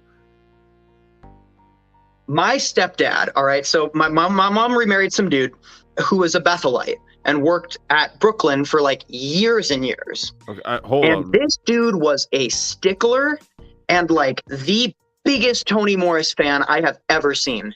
Like he loves Toni Morris so much. Like motorboating. Oh my God, yeah. Some more boating. Some Morris boating? No, Morris boating. More boat. Okay. No. It's where he turns sideways and you motorboat the double chin. That's what it is. But and no, the tight pants was a huge thing because I have the confidence of a potato. Like I act confident, but like I fucking hate myself, man. Like I'm dealing with it, but yeah, that's how it is. But the one thing I was confident was in my butt and in my legs. Mm-hmm. I was so confident, like I felt so good about how they looked. And so I loved wearing tighter fitting stuff because I felt good in that. Like I felt confident, I felt brave. And yeah, like literally all the time, to the point where he would throw away my tight pants and buy me like these baggy like whatevers and like tell me like, you can't wear these pants, you need to throw these away, buy these new clothes. And then I would like purposely like put them in the dryer like all day to try and get them like burnt down. And so I was fighting like all these weird little, like, looking back, I'm just like, wow, that was pretty gay. Like that's a very like gay thing. Like I'm gonna shrink my pants anyway. Like fuck you. It's like that was a pretty awesome. Like I liked seeing it shine through. Like even as a witness. Like no, I'm not gonna punch you in the face like a man. I'm gonna like make you feel bad. Yeah, the motorboating the double chin, that was kind of wild. Anyway, I went through like this weird thing because I got so tired of constantly getting told you can't wear that. That's too tight, fitting. Dude, or whatever. And when I heard about your pockets incident, oh my God, I had to pause your video and like go for a run because it like brought back every damn thing for the cart witnessing because they are so strict for no reason. I got counseled. Fucking stupid. I had suspenders. Oh my God. No suspenders at the cart. Nope. And that's because suspenders were in at the time. So it's Well, and because like, it's popular. yeah, it's For it's those of you that ridiculous. don't know the pocket incident, I was doing a training session to do cart witnessing, which makes so much sense because you need to be trained to stand on the sidewalk and not talk to anyone for 8 hours straight. So clearly we're spending our time doing an all-day training class for that. Anyway, I was wearing a jacket that had little boob pockets on it, you know, the normal ones here on the sides and the ones up here on the boobs. And they had like this whole discussion, like where they're like calling the leaders and like, can he do this? And you could see all of it happening in the background. And I was just like an NPC of this video game that was happening around me, just like, what is going on? And Yep. after a while, they're like, no, you can't stand next to the cart. And it was raining. So, you know, I didn't want to stand there and look like a jackass without a jacket on. But they're like, no, Yep. it has too many pockets on it. Oh. Okay. So I after kind of focusing my brain, I thought about the stupidest thing I got counseled for. And it was a whole debacle. So are you ready for this, Wally? Hold on. And I'm going to work on talking extra slow because, yeah, I know. Sorry, the meds are wearing off. It's not time release, so because I don't like having meth in my system that long because that's what Adderall is. It's meth. Little known fact. Yep. It literally, like, it's in the chemical name and everything. It's in the name. Yeah. But so I fell in love with Harry Potter when I was 19. Okay. I could not get enough of Harry. I loved it. Like, I loved it so much. It was right when I was waking up and letting myself read things that weren't okay anymore. So I got really into like rated R movies and Harry Potter. And so I had this dope little wand collection. Oh, cool. Like of all of my, like all the characters, like all of Dumbledore's army, all of like, you know, the students in whatever class, all the teachers' wands. I had like these awesome, like I got them at Barnes and Noble, and I like, yeah, I collected it for like over a year. I guess you call it a collection for a reason. Yeah. And so my little brother like told my parents about it. So that's the other thing. My little brother was on painkillers a lot because of all of his surgeries. And my parents would ask him to rat me out while he was high so they could figure out what I was doing secretly. So that was fun. Thanks, Mom and Dad. Whoa.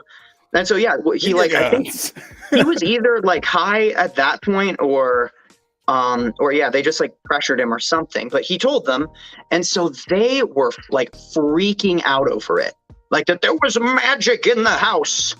And so they like ordered me to like bring this stuff out, bring it into the living room, put it all out. And I just remember laughing. And you're 19, inside, right? Because I dumped, and I was pretty much awake at this point. I dump all these wands out.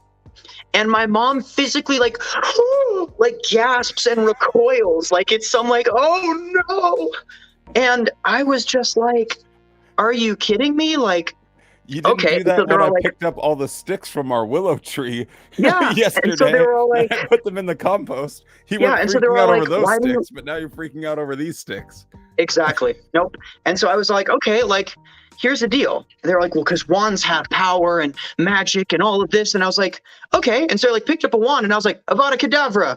And again, like, like, hold on, I gotta get like the hair flip, like, yeah. What a couple loons. And so they like freaked out over it. And I was like, look, see, it's fake. It's not real. It's just, it's a story. It's not real. No, it's real. And I was like, then answer me this. If wands are real, why are we over in Iraq with AK-47s and AR-15s and not magical fucking wands? Like a bullet gets stopped by body armor. Like I've seen those spells. They like knock buildings over and like they can fly. Like if it was real, why aren't we using it? And like, why didn't you just die? Like, and then you pulled out a DVD. No, and so then Star my Wars. parents were like infuriated, and they actually took the collection and took it outside and poured gasoline on it and burned it. No. And then told the elders, and I got pulled into a council session with 2 elders over witchcraft. That is wild. And they were all like, you had magical items? And I was like, I'm pretty sure it said like Warner Brothers Studios on the back, but I don't think they're that magical, especially without Johnny Depp. Like, did I go grab my Professor Snape? Okay, yeah, I'll be right back. Hold on. Look, I'm gonna go get my wand too. Okay, hold on. Yes. Oh wait, actually, yeah.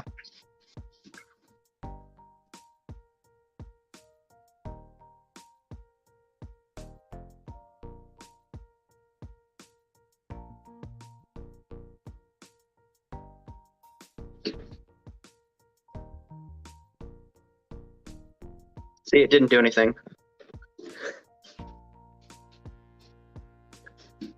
All right, there we go. I mean, it was the death spell. You're right. Like, it should have killed them, and it didn't. So it's not real. Yes. Oh my God. Wow. Oh, I feel better now. I feel powerful. Wally, that looks wonderful. Now so you know what? Since I am on a science channel, let's do a little science experiment, okay? Okay, let's do it. So let's test if magic works. Okay, I've got my magic wand. This is actually a custom-made one from the Harry Potter store in New York. Ooh, you got the official merch. I think this one's official too. And so, all right, ready? We're gonna do, let's see, Accio self-confidence. Help, I'm scared and my penis is small. Dick is enormous. Whoa, I feel huge. Boom. Magic disproven. Oh, like, honestly, though, like, that's my thing. Is it's stupid. It's so, like, if it was real, like, why wouldn't we be using it? Like, we see dick enlargement pills on, like, late night TV. Like, if there was a spell for that, every dude would be on that. So, like, yeah, no, magic is bullshit. Yeah, but I do have this never wand. understood like when people do take things like so seriously without going to their logical conclusion. You know, exactly. They take it so like as this personal thing. You're pouring out these wands, and they're like, "Whoa!" And yet, all they have to do is just take a few more steps, a couple more steps, and you're just going to be like, that's the dumbest. Why did I even think that? That was so right. stupid. Well, then after that, I was like, well, but we have lightsabers, and like that's kind of magic, like a Jedi who uses the Force. And I was like, why isn't that bad? And they're like, because it's not real. And I was like, are you kidding me? Like, I think you've had those moments too, where like they just say things that contradict their own point, and it just like completely derails it. But they don't even know because they're still just that indoctrinated. Harry Potter, guys, it's cool, it's fun, it's fine. Oh, Lo, that's awesome. You got a Harry Potter pride shirt that says no one should live in a closet. That is so cool. I love that. Yeah, I like that. Alan Rogers is very disappointed that you use the word like very often. Like, it's kind of like amazing how like you use the word like and you can like say the word like. I'm sorry. I will try and not say like. You know, you're about to just get blasted by us saying like every 4 seconds. Wow, just like wait. That's the fun thing is it's like I can be confident when I need to, but like I do have some diagnosed stuff, so then I can just like go from like making these horrible jokes to like, wow, way to pick on the autistic kid. Okay, thanks. I bet you feel real good about yourself. Hold on, I'm gonna go cry myself to sleep. Okay, so we're not gonna use the word like at all anymore. No, that is not gonna happen. Unless you want to like and subscribe. No, then I don't know. I don't know if we can use that word anymore, Wally. Yeah, that's true. That's true. Maybe thumbs up and subscribe. Thumbs up, yeah, the thumbs up. I wanted to look up which. How long can you stay on for? Just so I know. I have all day actually. I get like a week of summer break, and I am on it currently. So here we are. Okay. My boyfriend with a Pokemon tattoo on his arm. Lo, no, Lo, that's like double Satan. Okay. Actually, no, my parents said that Pikachu was satanic because his tail was a lightning bolt. And I guess it's like a common Christian belief. Like Kent Hovind teaches that too. Okay, am I stupid? I don't think I'm stupid. I don't know, Wally. I think you're like stupid. I'm going to say it even like more now. Like, this is like the best like thing like ever. Like, Wally, like this is... Yeah. No, hold on. Alan is. Oh no, I'm not disappointed. Just trying to join in a bit. Oh no, Alan. No, we're not making fun of you. We're just having fun. Oh no, I can dish it, but I can also take it. Like, yeah, no, we're big boys. We can handle it. Yeah, we had Jehovah's Witness parents, and we wore tight clothes, so we can take it. Yeah, we know what gaslighting is. Yeah, no, you're totally fine. Everyone knows that the streams are all pretty fun and lighthearted. Kendra, I was counseled for being. Oh, go ahead. No, do a cool. What does Kendra sound like? What does Kendra sound like? Let's see. What do you think? What's Kendra? That's a pretty. I feel like Bayou or something. I don't know. All right. I was counseled for being vegan and telling others, and they asked why I was vegan. because I was imposing and spreading a non-biblical diet. Wait, so you were actually counseled for That's ridiculous. Oh my God. vegan? That might take the cake, because at least we really, have yeah. a governing body member that was railing about tight pants and clothing and stuff like that, but I've never heard them say anything about being vegan. I know they did say one thing about like promoting diets and like health things before, but Kendra liked your accent, I think. At least she said. Thank you, Kendra. Yeah, I thought it was pretty good. I want to go watch The Princess and the Frog now. I got to be honest with you. Yes. I need. That's like the one voice that has gotten me in trouble. Like when I do a black person impression, like oddly black people think it's hilarious, but everyone else gets uncomfortable. So I couldn't tell you. Yep. Anyway. Wally, I'm curious, what ethnicity are you? You're like Caleb's dad's accent. You're just like a little of everything, like kind of mixed together in this like I'm just a nice little package. Oreo. Well, thank you. I have a nice little package for calling it. Anyway, no, I am just a double stuffed Oreo. I'm a little bit more white than I am black, and yeah, couldn't be more boring than that. But I'm quite eccentric, so there's that. I don't know if this battery has any juice in it. What are you, Wally? You answered your own question. I'm Wally.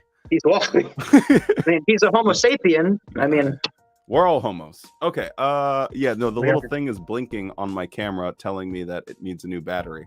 So, welcome to the stream where you have to carry everything because I leave every 15 minutes. That's okay. You know what, Wally? Give me something like in an accent to like tell them a story. Like, what should I tell them a story about?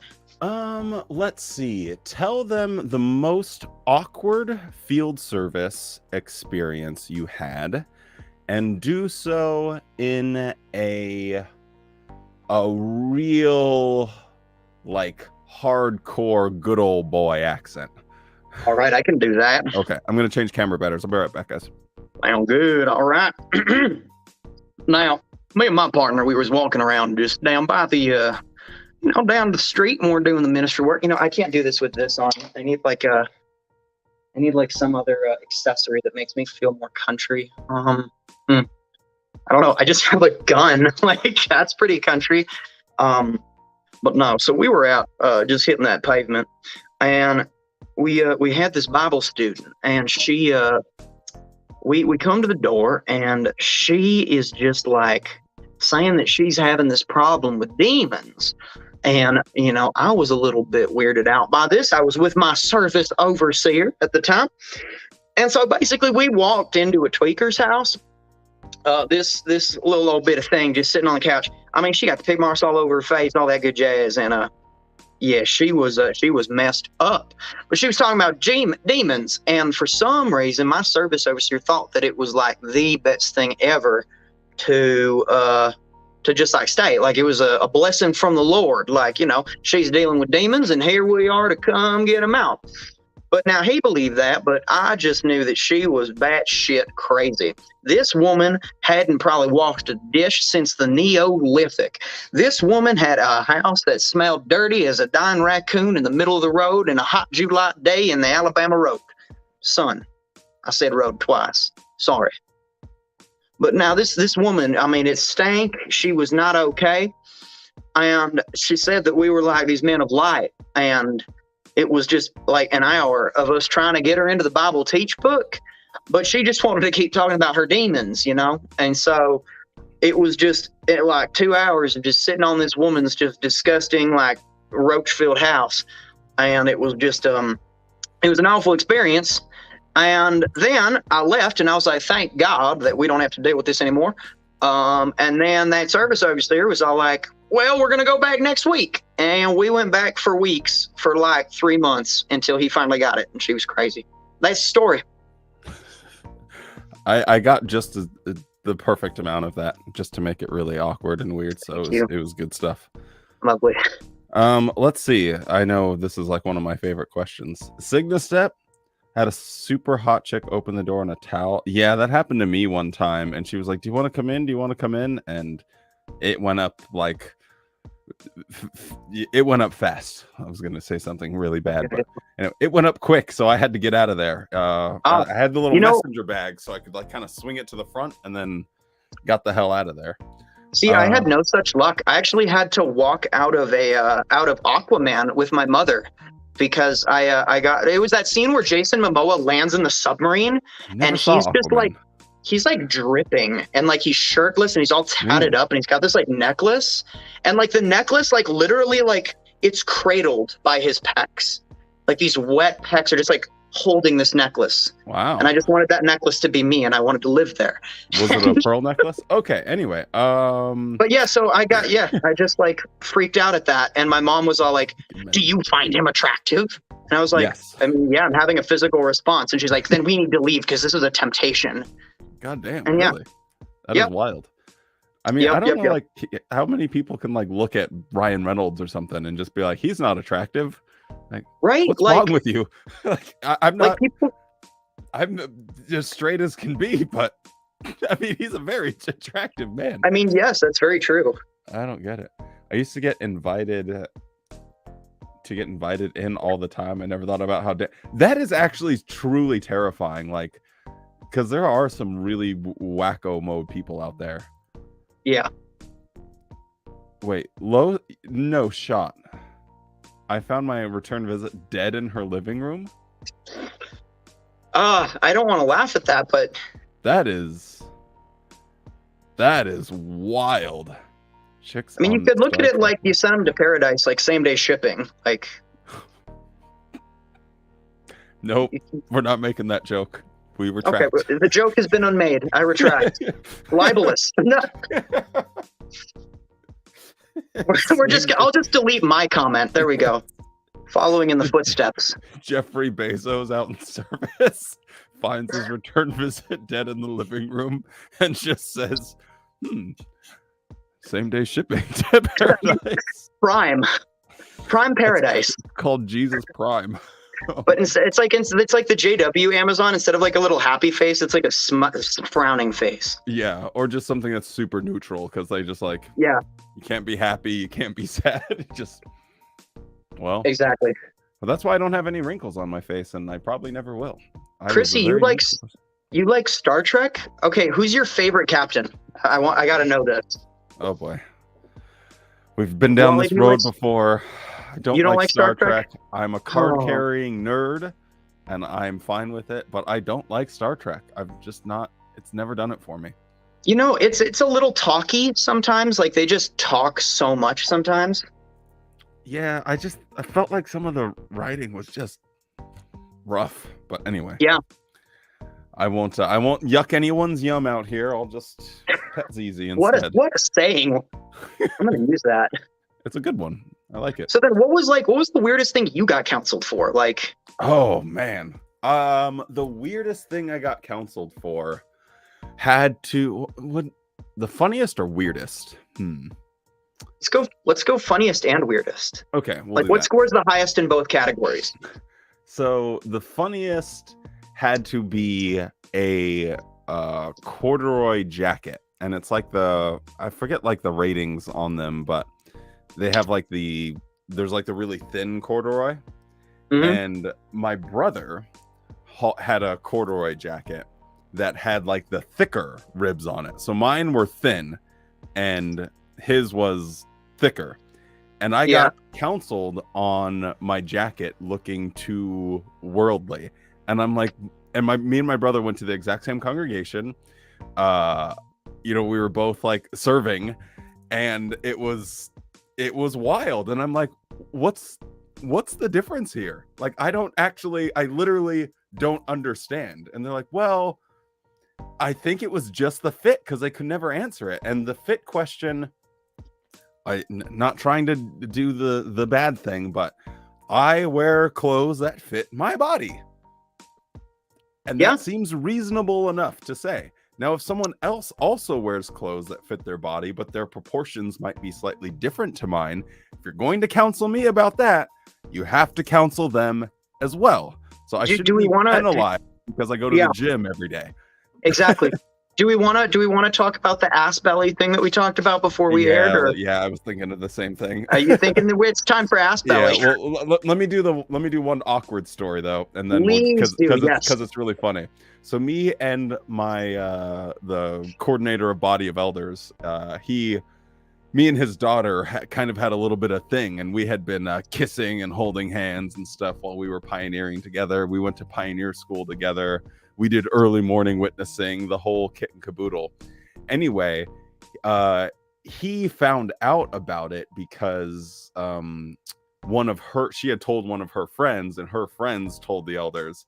Yeah. And he came straight over to our house and went and like talked directly to my dad. And I was like sitting just like playing video games in my room, and I could like hear them. And I must have been 17, 18, something like that. Anyway, no, maybe I was a little older than that. Anyway, I guess that age doesn't exactly matter. But so he came directly over to our house, and my God, like he blamed everything on me. And like he was coming up with these claims of like sexual, I can't say the last part of that word, YouTube things. Because I was 18 and she was like 4 months younger than me. And so because she was 17, and even though it was only a 4-month difference, he was manipulating her and all of like this crazy, like truly crazy stuff. And a lot of the things that did happen were escalated by her. And it was like the things she was saying were wild.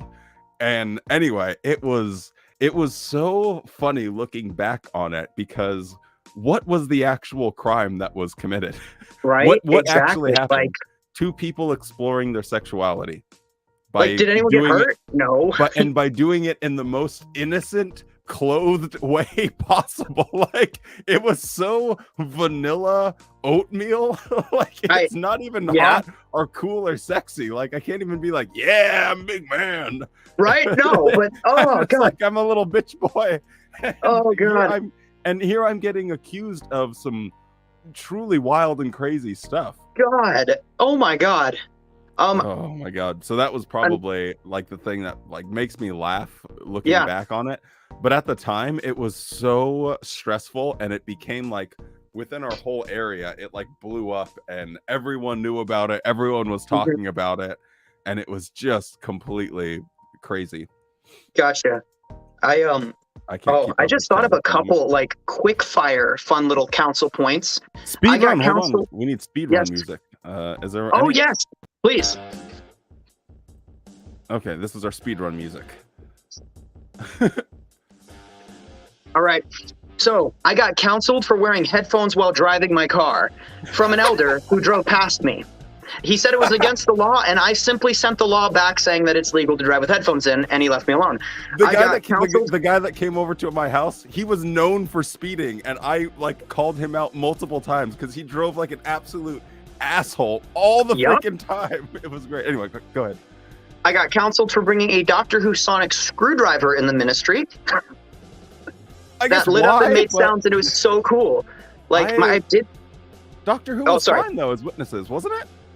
I don't know, but like they were like, you can't have toys in the ministry. And I was like, why not? It's awesome. Like, and I did my outfit that day to look exactly like Matt Smith on the Doctor Who episode, but the night before, like I had the same like matching bow tie, suspenders, and I had my little sonic screwdriver in my pocket. I didn't even do anything with it, and they were just like, I have a pair of red desert boots because of Matt Smith. Yes. Yeah. Oh my God. With a bow yes. tie and rolled up pants. I look very cool. I bet you do, man. That sounds wonderful. I got counseled.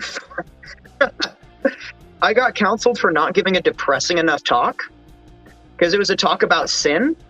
And the outline was very like, we're sinners, we need God, blah. And so I changed it. Instead, I was all like, I opened the talk by saying, what Apollo mission landed on the moon? And like, a bunch of people grumbled. I'm like, most people don't know that it was Apollo 11. But that was the first one on the moon. Wait, most people don't know that? Yeah, I don't know. Like a lot of them didn't. Witnesses aren't educated. So, okay. But I was like, but everyone remembers. Yeah. I was all like, the Apollo 13 mission though got a movie made about it, and we all know about Apollo 13. Why? Because they fucked up, but they got home anyway. And I made this comparison between us being sinners. I was like, it's actually better that we're good people as sinners because we did it throughout the adversity. It wasn't easy.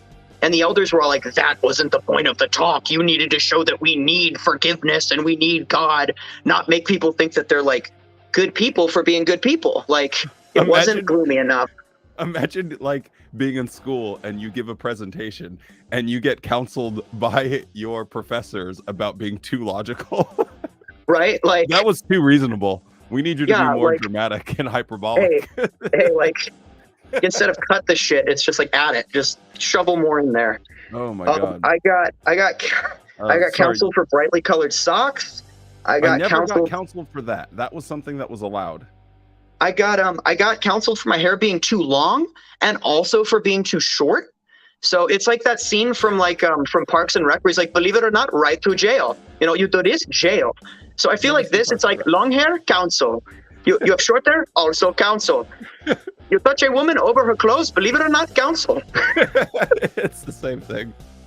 It is. We need really you to bring is. in the Bayou accent once again for Kendra, because this is a crazy story. All right. My mom accused my husband of being a sex offender.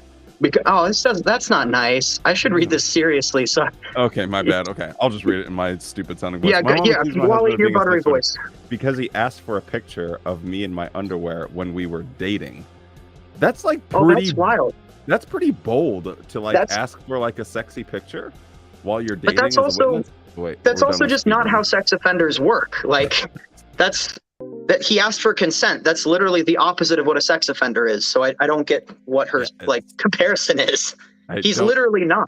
Like, if he's asking, he's not a sex offender. He's just giving his preference. Jordan, I did see Maverick, and I have to say that movie was really cool. I very much enjoyed it. If you guys want to talk about Scientology and all that stuff, we can. But I very, very much enjoyed it. And hey, Jordan, how's it going, buddy? How is the new PC treating you, big guy? My mother was watching Apollo and asked why they don't just beam. Chrissy brought her sonic screwdriver too. Which one was yours? Mine was the 11th with the prongs that opened up at the end. Oh, those are cool. Yeah. I remember. That's so funny that you mentioned that, because my brother's wife, like her cousin or something, they dressed up for like some little costume party that they were having for little kids, which seems like, maybe. Oh, Chrissy had the same one, but anyway, he dressed up as Doctor Who, and it was totally fine. Yeah, like my brother's a Whovian, I'm a Whovian as well. I didn't actually see the last couple seasons. I don't know if they're any good. I kind of stopped the season before Peter Capaldi left. So I haven't seen the Jodie Whittaker ones, but this new Doctor looks super cool. That's exactly where I stopped. So we're probably in the exact same spot. Oh, gotcha. See, I really liked Peter Capaldi. I feel like he was severely underrated. I liked him a lot. Yeah, he had like a very old, like he was so eccentric too. Anyway, you never know what you're going to get on Wally's streams these days. No, you don't. You might get this weirdo. We usually we open up and we talk about like video games or something for like 20 minutes. And we're like, just, what did I just tune into? Fun. Oh, you tuned into fun. It's fun. You literally got like a mad scientist. Like that's exactly what I am. Like I'm nuts, but I absolutely love science. So well, you are welcome here. So this is a safe place. How long should we go for? Wondering. I mean, I feel I could keep going. I mean, we could talk about my book. We could talk about I had to call the cops on my dad. That was cool. We could talk about that. That sounds like when I was a witness. I think we should do the belly butt story though, because that one's oh yeah. Okay. Really all right. I'm gonna have to like center really quick so I don't say the guy's name on stream and like. What is it that you do to calm down? You light a candle, right? I do have the candle bit. I think they're all in the bedroom. Candle. Don't ask. I'm gonna light a candle really quick just so I don't freak out. So there we go. Here. All right. Candles lit. Also, Okay. if anyone's watching that it does want to join the cooking stream, I know I said we were going to do it this upcoming weekend, but I can't. So the cooking stream is going to not be on the 11th, but it will be on the 18th. So we're doing Cooking with Wally on the 18th. So Very sorry. cool. Yeah, but I'll do a community post, and I'll try and make something simple. And I have like a couple different recipes that I think would be pretty fun to make that everyone could do. And then I'm just going to do like, I'll do one fish, I'll do one with raw red meat, and then one vegan or vegetarian. So I'm a pretty fast cook, so I can probably do 3 meals at the same time really fast. Well, Wally, anyway. I also cook. I actually used to work in a kitchen. Oh wow. And you've got the knife skills. I think if you'd like, we should come together to make a dish called electric meat. Oh, that's huge. I think we should make some, maybe use some like blue cabbage or something to make it look all like lightning-y or whatever. Yeah, I have to really think about that. I think that would be great. Yeah, electric meat. Imagine meat. Like you open our joint cookbook and the first recipe is electric meat, and it's just a picture of Jason Momoa from Aquaman. Oh my god. And no, but we just need to like use all the measurements instead of real measurements, like just the gayest references we can. So like instead of like use like 3 ounces of beef, it's like use 1 Momoa peck sized amount of like steak. Yeah. Get one like you really want to tenderize it, like paprika. Just a pinch like you would his cheek. Oh man. Instead of a pinch, it's a Jason Statham. It's just references to all the Jason movie stars, Statham and just all the Jasons. Yeah, you want to keep your like workstation like smooth as like Jason Statham's head. Like oh my god. The gayest cooking show you've ever seen. Oh god. Okay. What did people walk into? Like you just invited a strange sciencey man on here, and well, the thing is we have the same energy. So usually I invite people that help me keep focused and keep me on track. So this is like when it's just me and Ryan on stream, and we just it's a sad state of affairs. I mean, we did not plan to go get Harry Potter memorabilia, so this is just pure mental illness you're witnessing here. Like this is the face of mental illness. And it looks damn good, Wally. It's a good face. Oh my god. Okay, we were going to do something, and then I completely derailed us with the cooking stream thing. You were going to tell us something. Oh boy. Oh god. And then I was telling everyone the 18th. Yeah. Or we could just have like the commenters try to come up with questions. The story. The buns and bellies. Oh yes, perfect. Okay. Yeah. So there was this elder in my congregation, and every time he was up on the stage, like his belly was like coming over his belt buckle and like making it like kind of like crush. I always said it fell down like the wall of Jericho because that was his belt buckle. It's supposed to be like up, and it was like that. But anyway.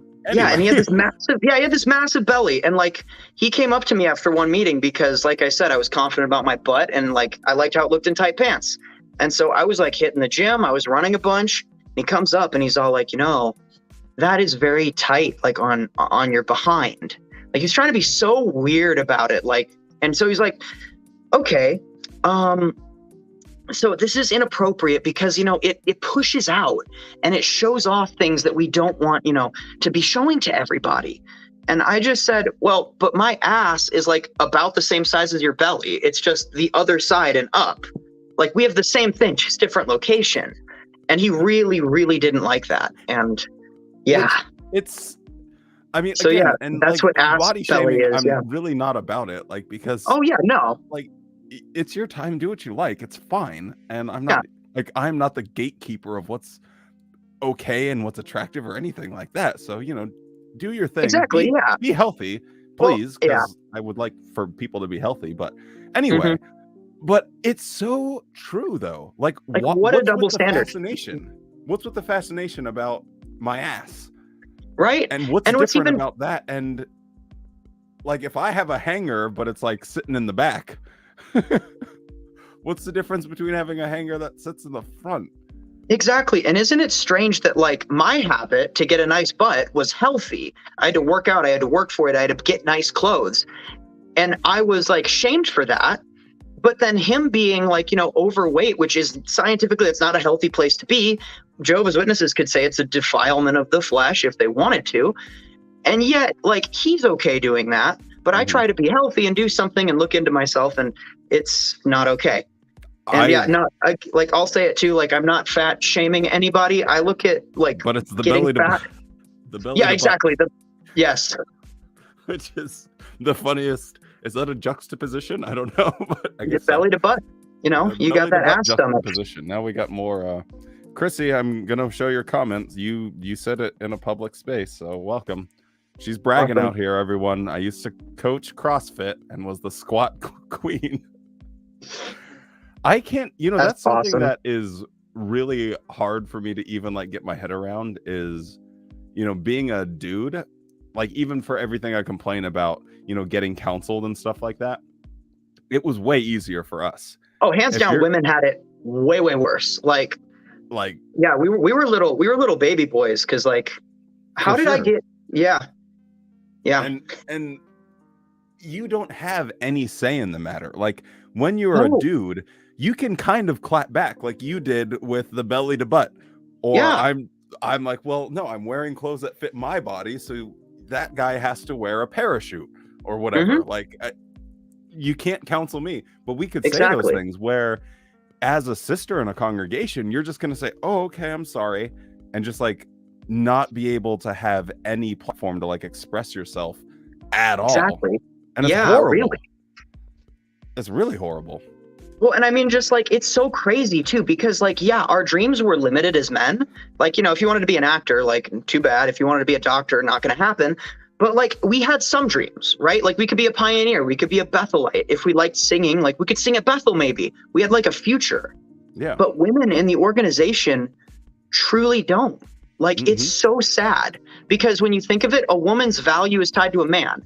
Like my mom, like she wasn't a circuit overseer. She was a COW, a circuit overseer's wife, or, I'm a pioneer. But then you think about it, like, what are the things women can be? Pioneers and cleaners. So free labor.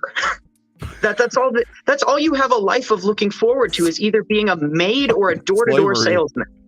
Yeah. And you don't even get paid. Like, I feel so deeply for the women in the organization because you guys just have such a harder time. And so I have such great respect for the women that are out because, like, holy crap, you guys had to do like way more work than we did. Like, you had to break out and think independently when your whole life you were told you can't think independently. A man is your head.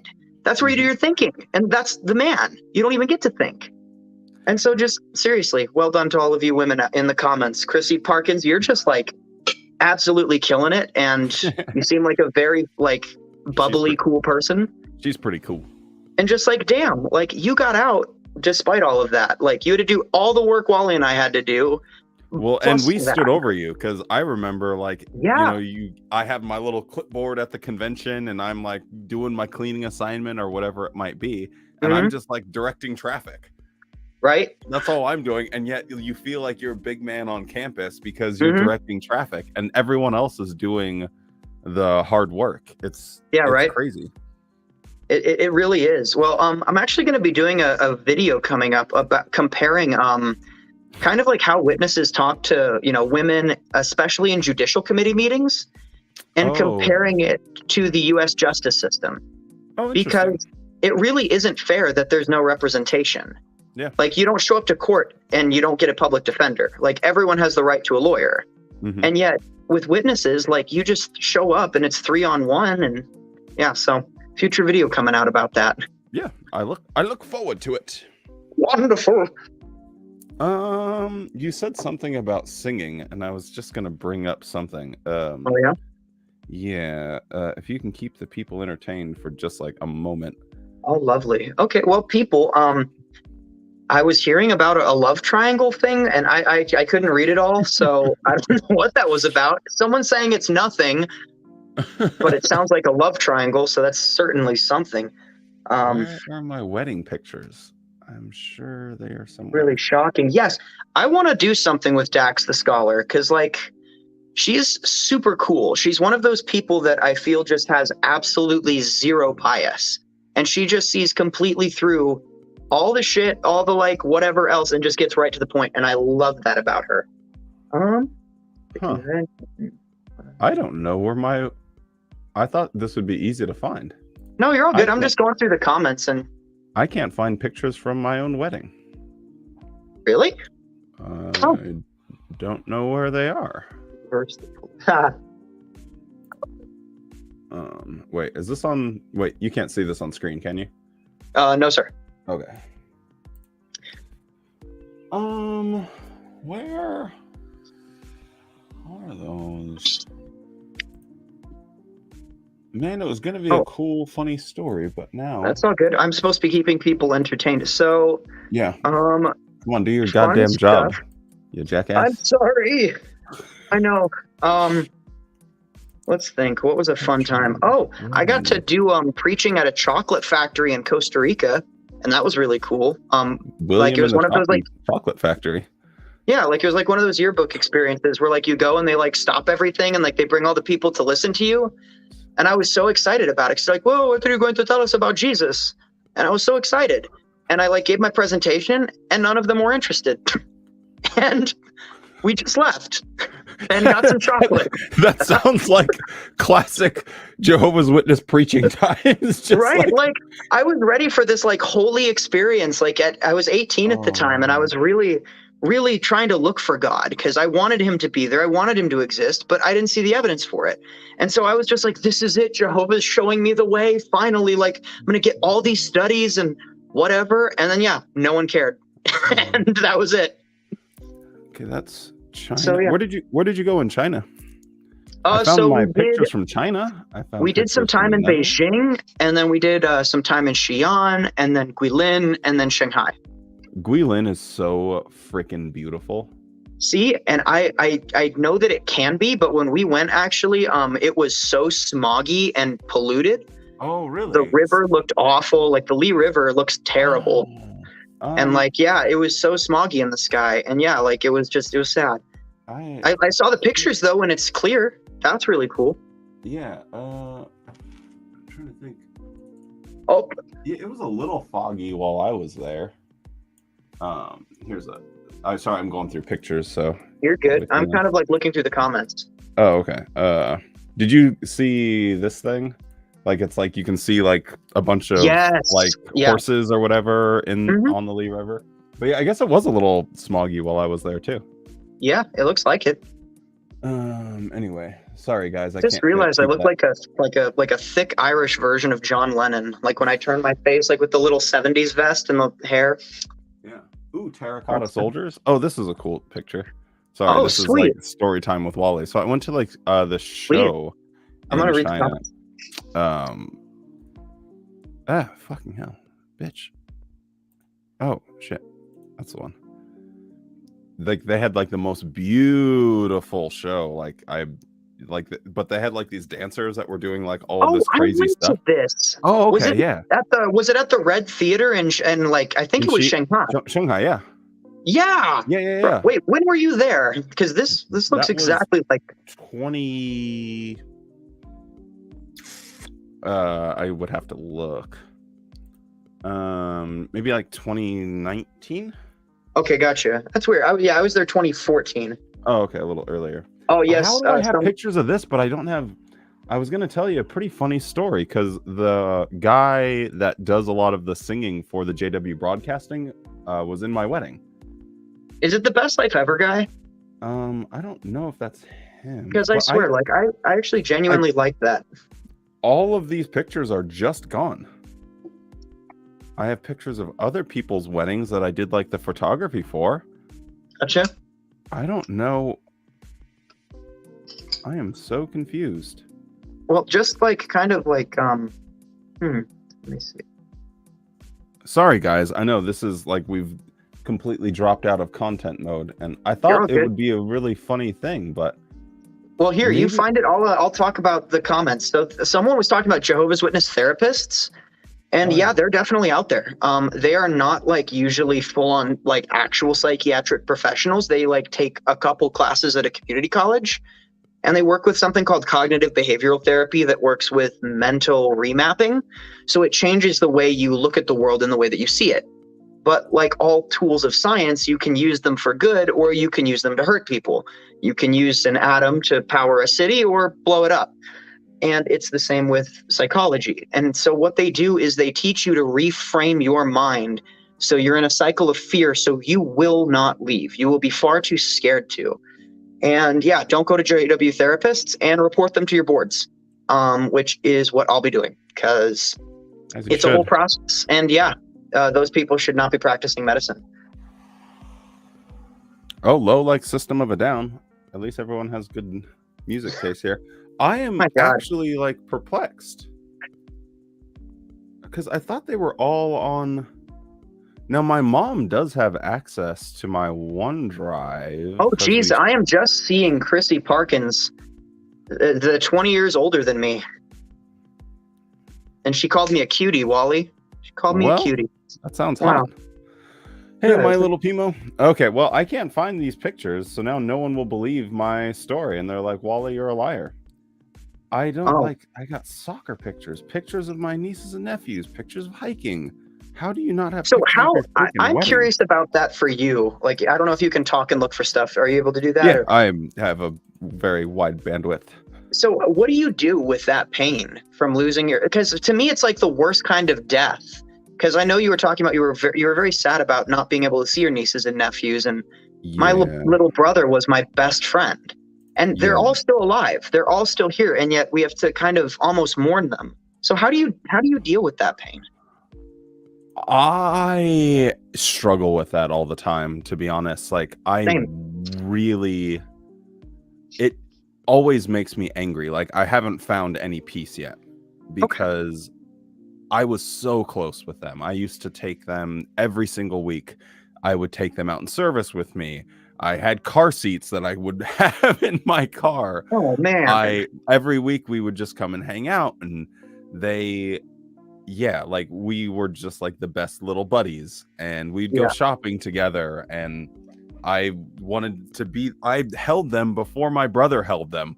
And he was like, no, I want you to do this. Like, I was like always right there, because me and my brother were very, very, very close as well. That's The rough. fact that they're weaponized, and I'll never forget it. I'll try not to break down completely, but If you have to, dude, like that's what happens. That's what we're all here for. like, one of the worst things was I was in a grocery store, and I've probably told this story on stream or in a video before, but I was in a grocery store and I saw my brother's wife, and she was there with my niece and nephew. And that was, I mean, after I had left, but it was within weeks, not months.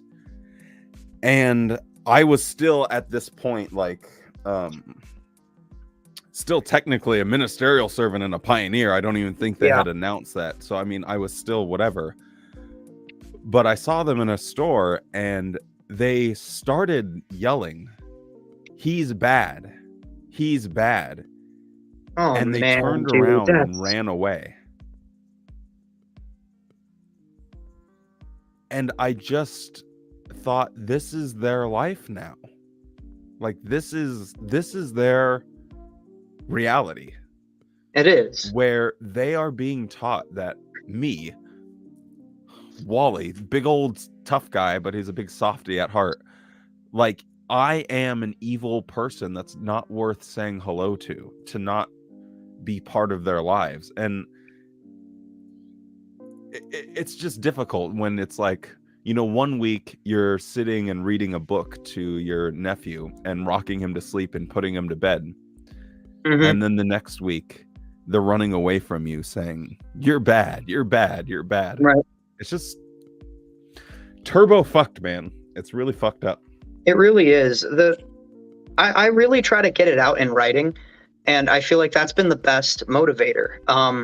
Because when the feelings are on that's the thing. Because when I write my books, it's not words on the page; they're feelings.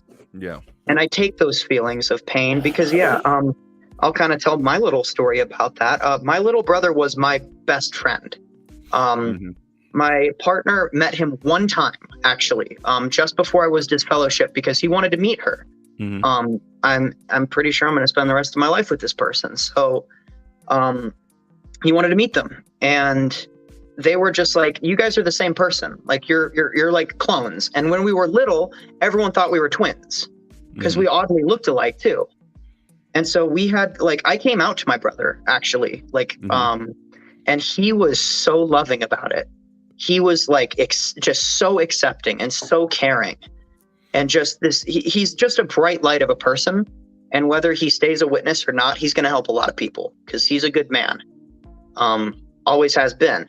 But like, yeah, we would have these days called Bros Days, where we would make a list of our favorite stuff to do. So we'd go to our favorite breakfast place, then our favorite comic book store. Then we'd go to the mall and get some like Funko Pops. Like we were always searching for Funko Pops.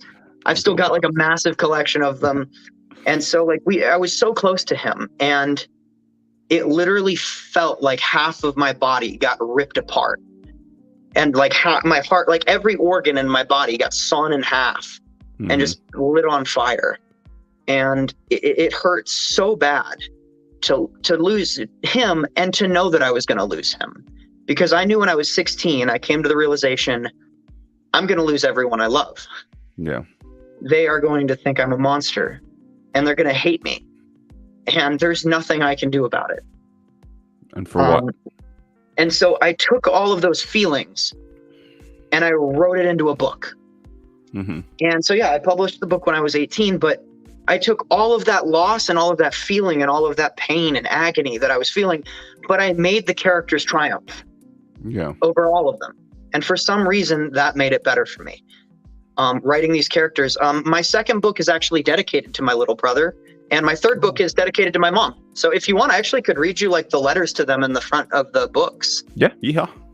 Yeah, and then my first book is actually dedicated to my middle school teachers, who started my waking up process, actually. That's really powerful, though, that you found a way that's been,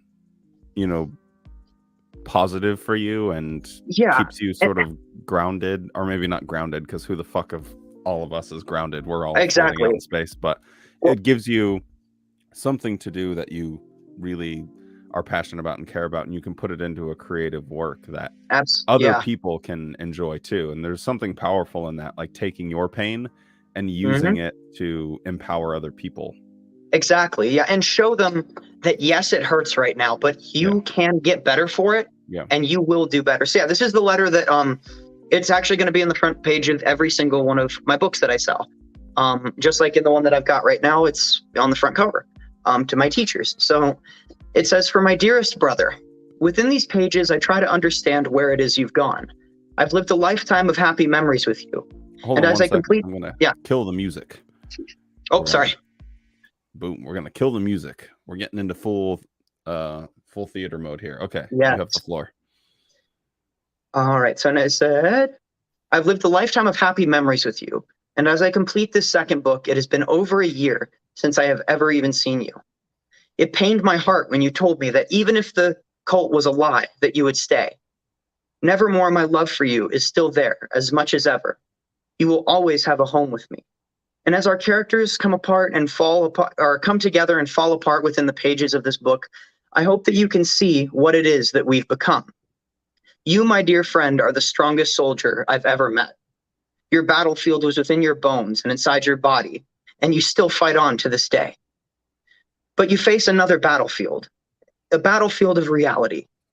Will you choose to believe what you were forced to believe when we were children? Or will you find that inner soldier and be brave and finally take control of your life? I promise, though, if you do find that strength, as I did all those years ago, you will never be alone. You will not have to suffer. You will never cry by yourself. You will always have me. You won't have to cry alone in a hospital bed because your family abandoned you. You will have a love that truly will never fail. And even now, as you shun me while I pen these words, I will be there should you call. Keep fighting, you amazing soldier, and I'll see you in the pages.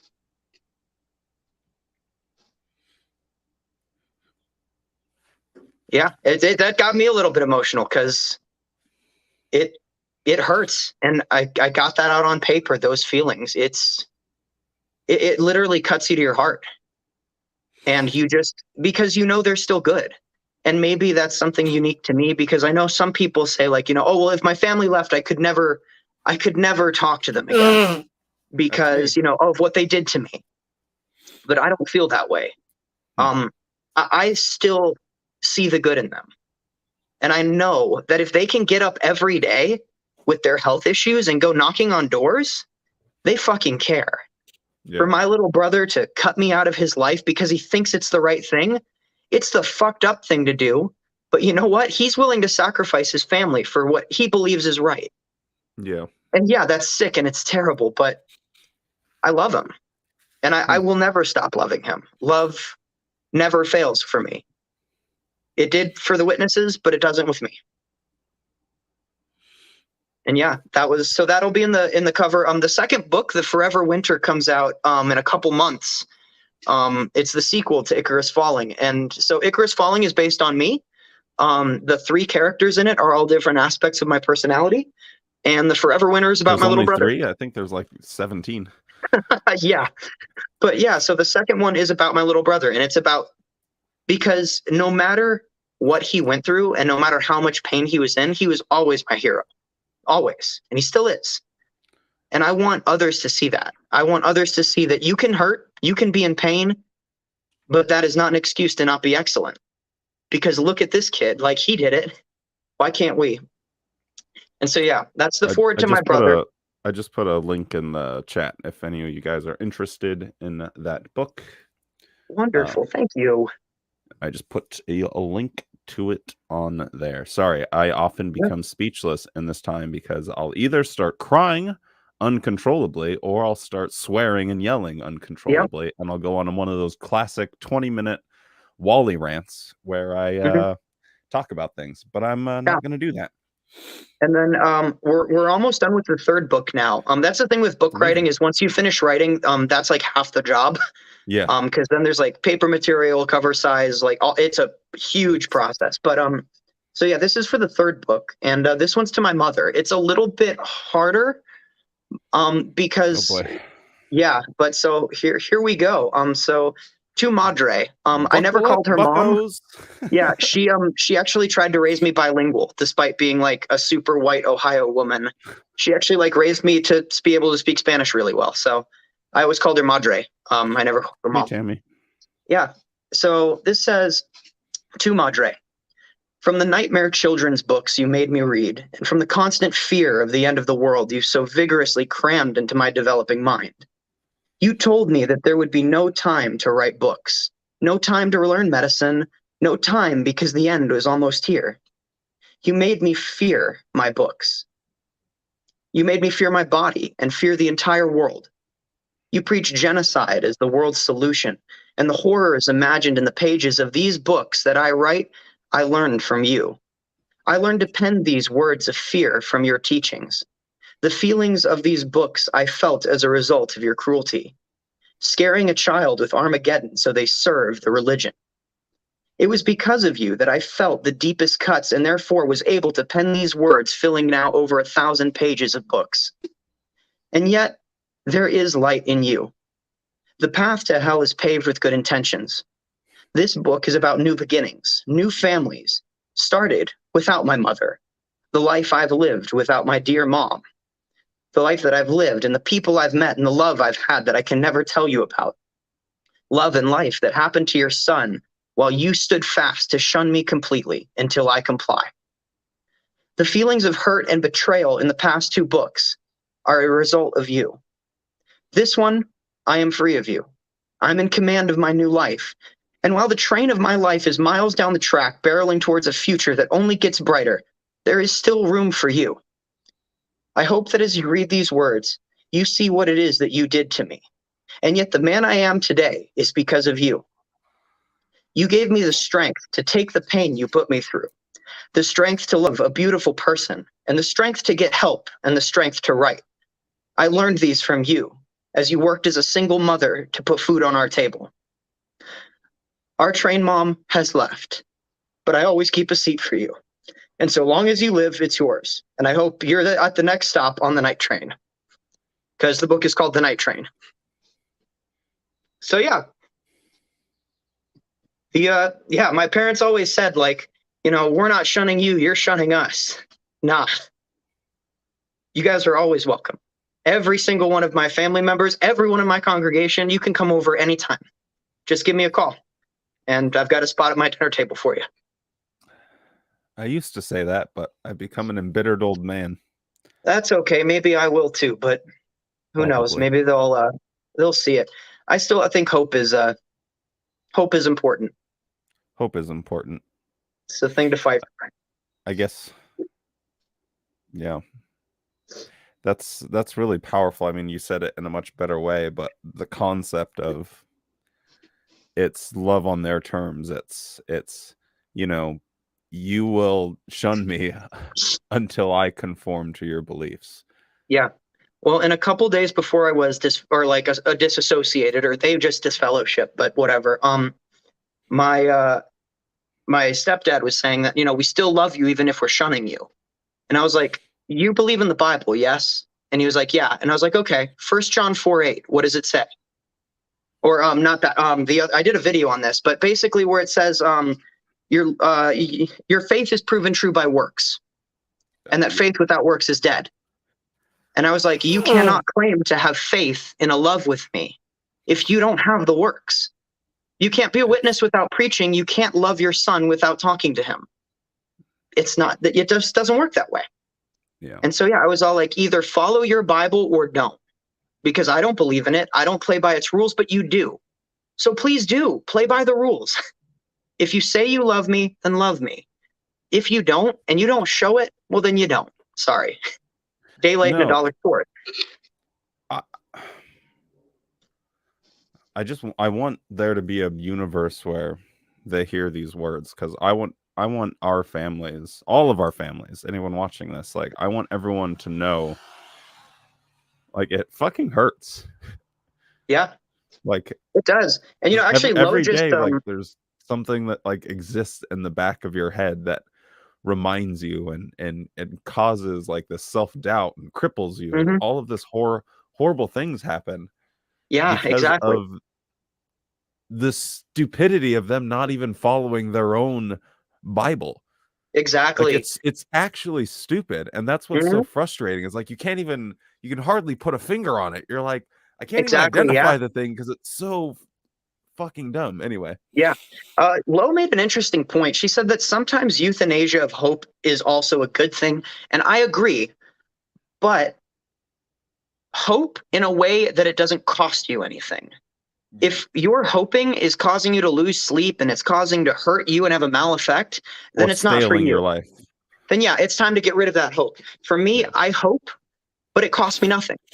I hope they come back, but I know I can do nothing about it. I know that there is nothing that I can do, but I hope for them.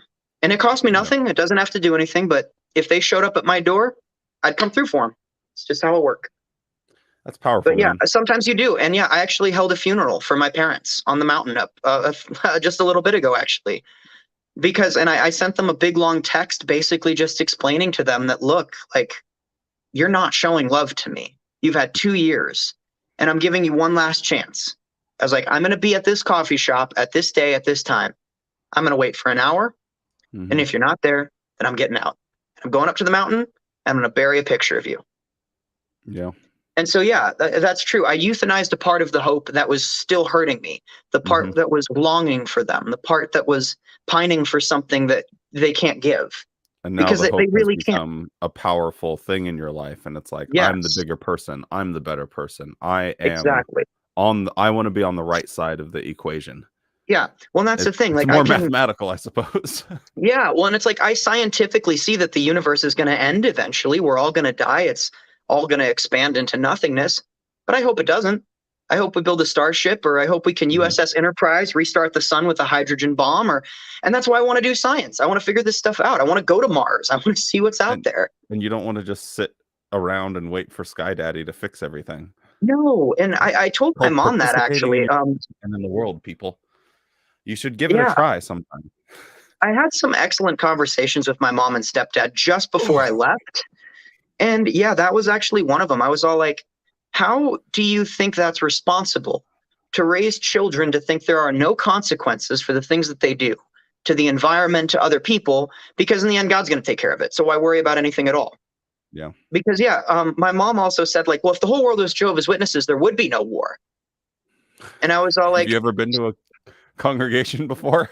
yeah. And I was all like, well, you know what? I mean, that might be true, but I know all the war casualties would go way down, and death from surgery would go way up because none of you are fucking doctors. Like, none of you go to college. If everyone was Jehovah's Witnesses, we'd be back in the Dark Ages. The world would fall apart immediately.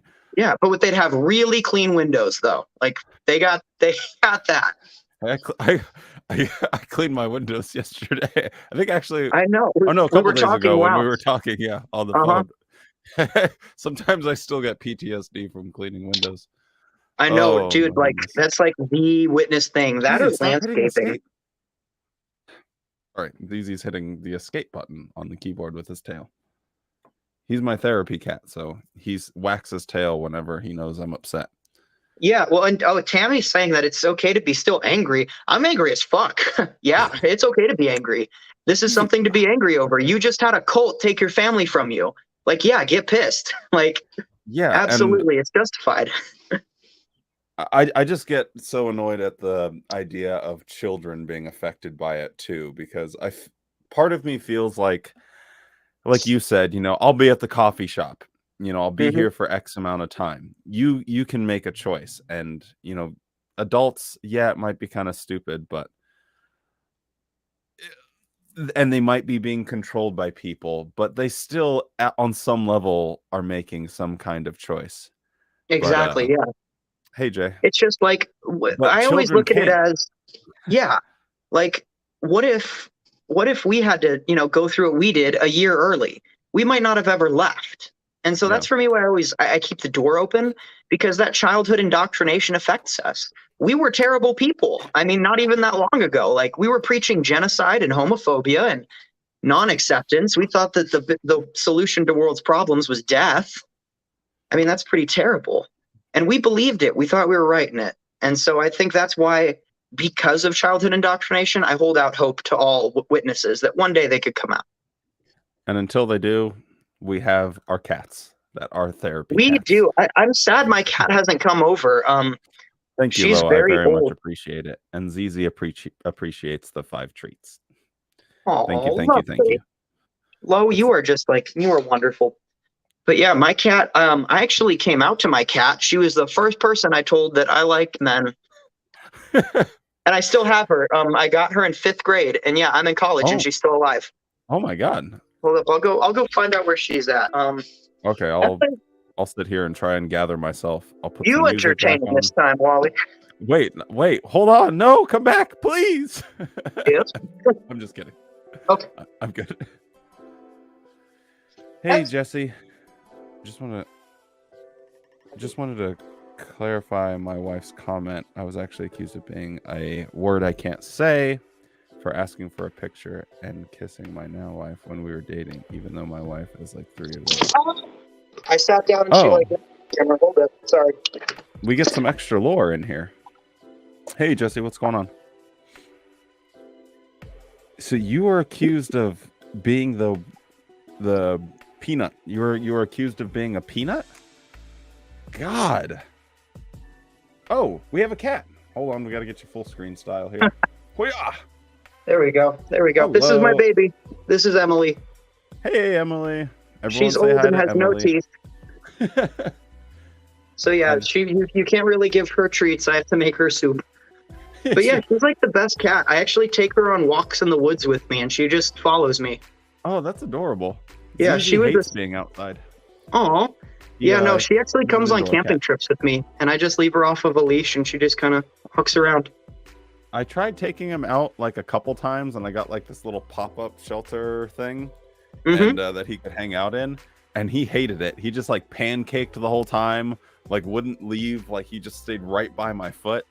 He doesn't like car rides or anything. Sometimes he goes outside, but it's like for 2 seconds to go check if there's any mice in the yard or anything, or maybe Yeah. some bunnies, and then he leaves. I He's like, yeah, I'm trying to find like a thing for her because she'll actually when I'm riding my motorcycle, she'll sit in my backpack while I'm cool. riding. Yeah, Okay. so she's a cool little cat. And it's weird because she hates everyone but me. Like she hated my parents, she hated my brother, like other cats. It took so long to like for them to just tolerate her. But yeah, she sleeps in my bed every night. Does EC sleep in your bed? Yes, he is religious about it. Yep. Wonderful. Oh man. Oh yep, it's a calico. Yeah. So actually, Manny, that's a fun. Oh. That's yeah. Yeah. So fun science fact. Actually, 1% of calicos are male. Because the calico gene is a genetic mutation that suppresses those chromosomes. But yeah, so there are male calicos and they're very expensive. But also, fun fact, their mutant gene that makes them all colorful also makes them hypoallergenic. So most people that are allergic to cats actually can have calicos. I'm allergic to cats. And I just had her up in my face. And yeah, it's something about their dander. And yeah, science. I am Mr. Science after all. Dax, why didn't you know about this? I couldn't tell you. Sorry. I mean, Dax, there was a badass thumbnail up beforehand. I mean, like truly. Well, I'm also a turd, and I haven't replied to texts and calls, so yeah, I'm surprised you even came on stream and aren't mad at I know, me. and I feel like really special now. Like, you chose me. Oh. Well, Dax is always welcome. She's cool, but we're probably going to wrap it up here pretty soon. Yep, holy crap. It's almost been 3 hours, Wally. I mean, our longest stream ever was 5.5 hours. We go pretty hard. Don't belittle me like that. I always think streaming should just be kind of like a chill, fun time, and you can have it on in the background or exactly, yeah. It's not something you have to be like 100% focused for, because there's usually like moments that are great. And anyway. Yep, I'll usually like toss you guys like your streams on in the background, like your caveman setting something up. Like I literally listened to you like setting up a microphone for 30 minutes, and I was like, "This is art." That was not art. That's called Wally. Art. Yes, I am an artist at heart. Yes. But yeah. Oh, that's so cool that you mentioned cooking too, because oddly, that's a huge stress relief for me. Oh, me too. Like I put in my headphones, I listen to music or like a podcast or something, and I usually put on like you or Jake, honestly, and just like cook away. Why would you listen to him? He's a jerk. He's just like, I don't know. I like him. I feel like he and I are like the same kind of disturbed. Jake's, like I've even had people on my channel like say my cadence is kind of similar to his, and my weird humor. And as soon as we started, like they're like, this is like person reminds me of alt-worldly. I was like, huh, that's weird. I don't really get that from you guys. Just I'm a little less gingery than him. Alan, it's 2 a.m. there. Go to bed, my man. I appreciate the support. But where is it 2 a.m.? Hold up, I'm looking this up. Where is Alan to go from? To sleep. Where is to go to sleep. 2 a.m.? He's in the Middle East. It's Alan, nearly 2 where are a.m. you? It's nearly 2 a.m. Nearly, yes. Which it must be a 1:50. I'm on the official clock website. The official. The official. Oh no, it's Berlin. Oh, Berlin. Hey. Yeah. Well, hi there. Howdy ho from America. Oh, Winchester, England. The official. Oh, okay. Gotcha. Winchester. Sorry. Well, it was almost Germany for a little bit. Yeah, you were about to get a German accent too. And... Almost. Well, actually, I can do the German accent if you want to do that. For I know you can. Are you sure, Wally? I would not. I can do like a normal one and then like a creepy one. It's fun. The creepy one. Well, can you speak any German? I actually can. Yes. For a little bit, I was in the Russian foreign language hall, and like for some reason they had a German Bible, and like I thought it was so fun to read the Bible like a certain German ruler. Like, because the German sounds so aggressive, so I'd find like the most loving verses in the Bible. Yeah, exactly. And it would be all like, oh, and then like Solomon said to the Shulamite maiden, like, oh, it was, You went full Conan O'Brien, the hair flipping and everything. I've gotten that too. I put it in the chat. Like, who do I look like? Because I've had so many people say so many entertaining things, and yeah. My ex, who I'm still friends with, says a combination of Obi-Wan Kenobi and Dean Winchester from Supernatural. It's not bad. So that's pretty good. I like that. That's not bad. Wally, you give me like pirate vibes. Pirate vibes. I don't know. I feel like, especially when you wore like a silver ring one time and like had your goatee all done up, and I was all like, man, looks like a pirate. I mean that in a super complimented way. Oh no, Dax has actually opened up and tapped into the mainframe. You do a bit Edward Snowden. You do have some Snowden vibes. I do, yes. Oh, that's funny.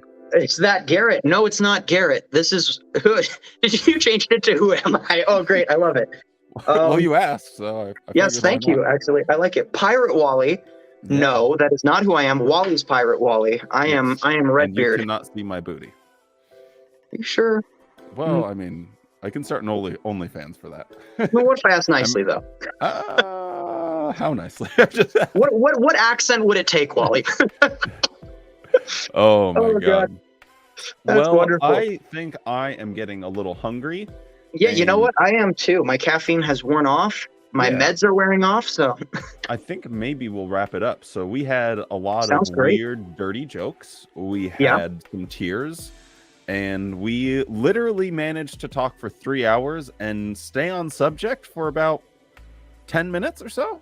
I'd say that. I think that's a fair assumption. I'd say maybe 11 if we like edit it all together. Yeah. I do actually want to start editing like the streams like for some of like the more important funny bits, so that way if someone it's intimidating looking at a 3-hour video, and if it's like you start it and it's 3 hours of this shit. Absolutely. Well, and it's like this was super fun, and I really like the dynamic and the energy, but it's like what I think would be really fun is if like you and I watched like a JW broadcasting, and then I actually broke down like the manipulation tactics they're using, and like actually like his like I see it all the time, and I'm like, that's Munchausen syndrome. Oh, they're using this tactic. Oh, they're using this fallacy.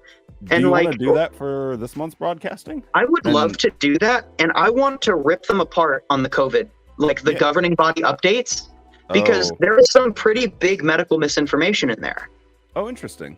And just like, and I feel like that would be really fun, like, you know, going over that, or maybe like their evolution videos and stuff, because like do a live reaction to that and like just pause it every time there's an inaccuracy.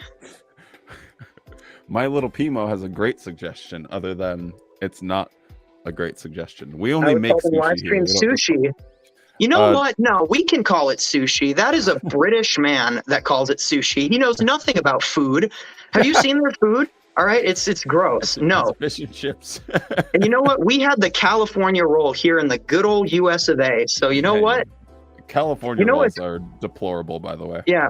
Wally, the last time we had to give a shit about a British man's opinion was 1776. So you know what? We are Americans here. We'll call it sushi if we goddamn please. You're goddamn right there, brother. Ain't letting no British man tell me what to do. No goddamn Yankee. Wait, but we're the Yankees. Hold on. I know. We're some goddamn Yankee Doodles around here, brother. Oh my God. Yes. Is that why you learned Russian? Who am I? Who am I? Who? I ask myself this all the time. Who am I? What am I? Become very existential. We're asking ourselves the hard questions. I mean, Dax the Scholar showed up, and it went from dirty jokes to, see, this is what like women empowerment is all about. It's about coming into like the stupid guy jokes and making us talk.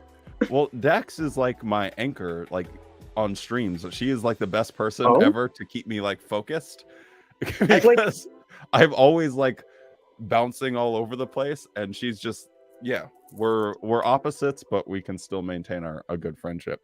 Gotcha. Maybe we should like have her moderate our severe ADHD. Well, that's what I was gonna see. Maybe the three of us could do a broadcasting watch along for this. That would be super fun. So, because that's the thing that I actually miss most about like watching the Unnamed Man's channel is I love the broadcasting stuff. Oh, Like he did every broadcast without yeah, fail. Like I was actually excited, like when the broadcast came out, because I was like, oh, that's I funny. can't wait to watch him talk about it. And I now you know. guys do it, and I think we should be having some alternatives. You'll moderate. Why don't you just like do a live moderation? Good night, Lo. Yeah, we're gonna be signing off here pretty soon, so Yeah. yeah. We'll Well, be we can talk in Discord or something and see if we can get all of like herd some cats and see if we can figure it out. Oh, and there was another idea that I had that maybe the chat would like. I also make memes, and I make XJW Put a link in memes. chat. Yeah, so I kind of wanted to do like a meme review. That would be fun, just like showing you the memes that I make and seeing what you think of them. I like roasting things. That's one of my talents, is making fun of things. Yeah, wonderful. Babble great. on the Grade, everyone. You can go check out My Little Pimo. Oh, hold up. I'm gonna actually put in the chat because there's actually a remnant of my film history on YouTube. There from, is. like- I thought there wasn't. I wanted Nope, the Mountain there's Dew one commercial. video, God damn it! And the Skippy or Jiffy or whatever the hell kind of peanut butter it was. Oh yeah, no, it's not any of the advertising stuff. Damn it. It's Probably had simply copyrighted. us making commercials from 7 years ago. I know, Dax. Imagine being someone that's like goes in someone else's chat and promotes their channel. You have to be a real loser. Hey, no, go check out Dax the Scholar. She's super cool. Like, actually, her videos are wonderful. That's funny. Okay, there we go. I posted it to chat. Please be kind. It was my very first intro into commercial making. And so I did a commercial on Aunt Jemima where my mother wanted this video taken down because, once again, too gay. Apparently a man with all of his shirt buttons open pouring syrup on his face, that's not a good thing for pioneers. So It didn't pop up in chat for me. give us history. No, please stop. Wait, Dax, hold up. What do you want to see? I might have something set where you can't do it. Oh, gotcha. You know what? You could screen share it on here, and we could end on a bang. You can screen share, actually. Oh, I can? Oh, Yeah. How do I do that? Just go down. I'm on my phone doing the gotcha. StreamYard, and on my computer watching it because my friend Okay. gave me back the microphone and it's not working. Just send me a link in Discord. Sweet. Okay.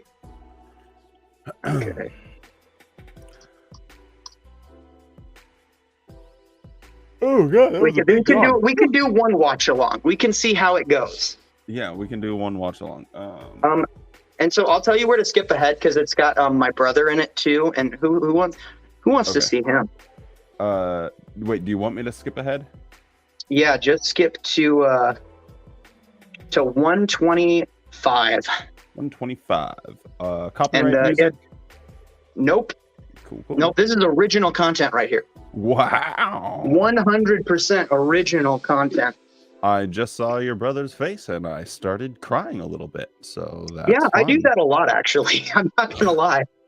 No, he was my best friend. We made all kinds of shit together. Okay. Boom. And then we do this. Kaboom. Yep. I'm at So 121. this was made by a pioneer. So just imagine the counseling that I got afterwards. Imagine how this elders meeting went. Yes, dude, this was a speed run. Oh, yeah.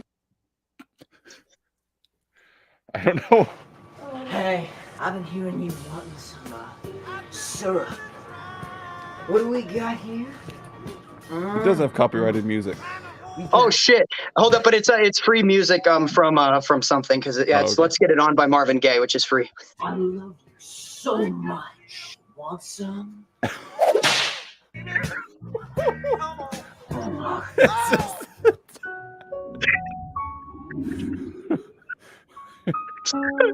So yeah, that's it. You should pause it there because the next commercial is somebody else. Okay. So yeah, there's my acting career right there. That was pretty much it. sums up the stream, actually. If you It really, really does.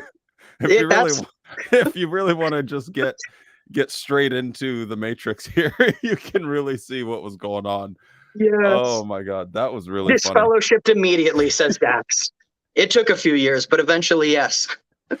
Oh no, maybe just some counseling is all you needed, because I don't think the brothers would want you to stop making those videos. You know what It I was mean? one of those things where, like, after I feel like after an elder watched it, they were just like, they saw how weird it was, and they just like went to my stepdad and was like, you fucking deal with this, man. Like, we're not touching that. Like, he's got syrup on his body, and This is over my pay grade. I'm a plumber, man. yeah, Like, like, why can't he just like we're have talking some normal problems serious mental issues happening here. as I drink syrup out of a bottle? Oh, well, who doesn't drink syrup out of a bottle, to be honest? Anyway, here's your chance. You can do one last plug, and then let's definitely try and schedule something out. And Absolutely. So, but anyway, last plug. here's your Yeah, I'm time. William Plug. Runquist of JW Science. I write books, I do science, and we debunk Jehovah's Witnesses' beliefs. This is my book, Icarus Falling. It's available on Amazon. It's an allegory of me leaving the Jehovah's Witnesses and what I was feeling and going through as it was going. And then, yeah, check out my my YouTube channel, JW Science, where we just basically debunk Jehovah's Witness stuff in a very scientific manner. And you'll learn something too, because you'll learn about radiocarbon dating and hand axes and human history and all that good stuff. But it was a pleasure being here with Wally and on the channel. And I hope we get to do it again. You guys have been literally amazing. Like, I mean, just a few months ago, I didn't even think I would be on YouTube at all. And here we are. So thank you so much. Like and subscribe this video. Like and subscribe my videos for more of this beautiful flowing hair content. And let's bring Wally back on for the final goodbye. All right. See you later, man. I appreciate See you later, brother. Thank you. Well, that was a pretty fun stream. I think that was a good time. Why has my camera been this crooked the entire time? Holy moly. I feel like the Titanic is sinking. Jeez Louise. Oh my goodness gracious. Anyway, thank you to everyone that showed up and was hanging out. It's always fun hanging out with our friends, and yeah, just doing some random stuff and not necessarily just watching Jehovah's Witness propaganda all the time. I hope you guys enjoy this kind of stuff, because this is what I usually enjoy doing a little bit more, because watching Watchtower videos can be pure pain. And I definitely will not be doing any of those types of streams by myself, because watching those by myself without any of my friends is awful. Dax, hopefully we can stream or something pretty soon, but I'll see you later. Dan D, thank you always so much for the support, and I very much appreciate you. My little Pimo, you're always a real one. Take care. Have a great evening.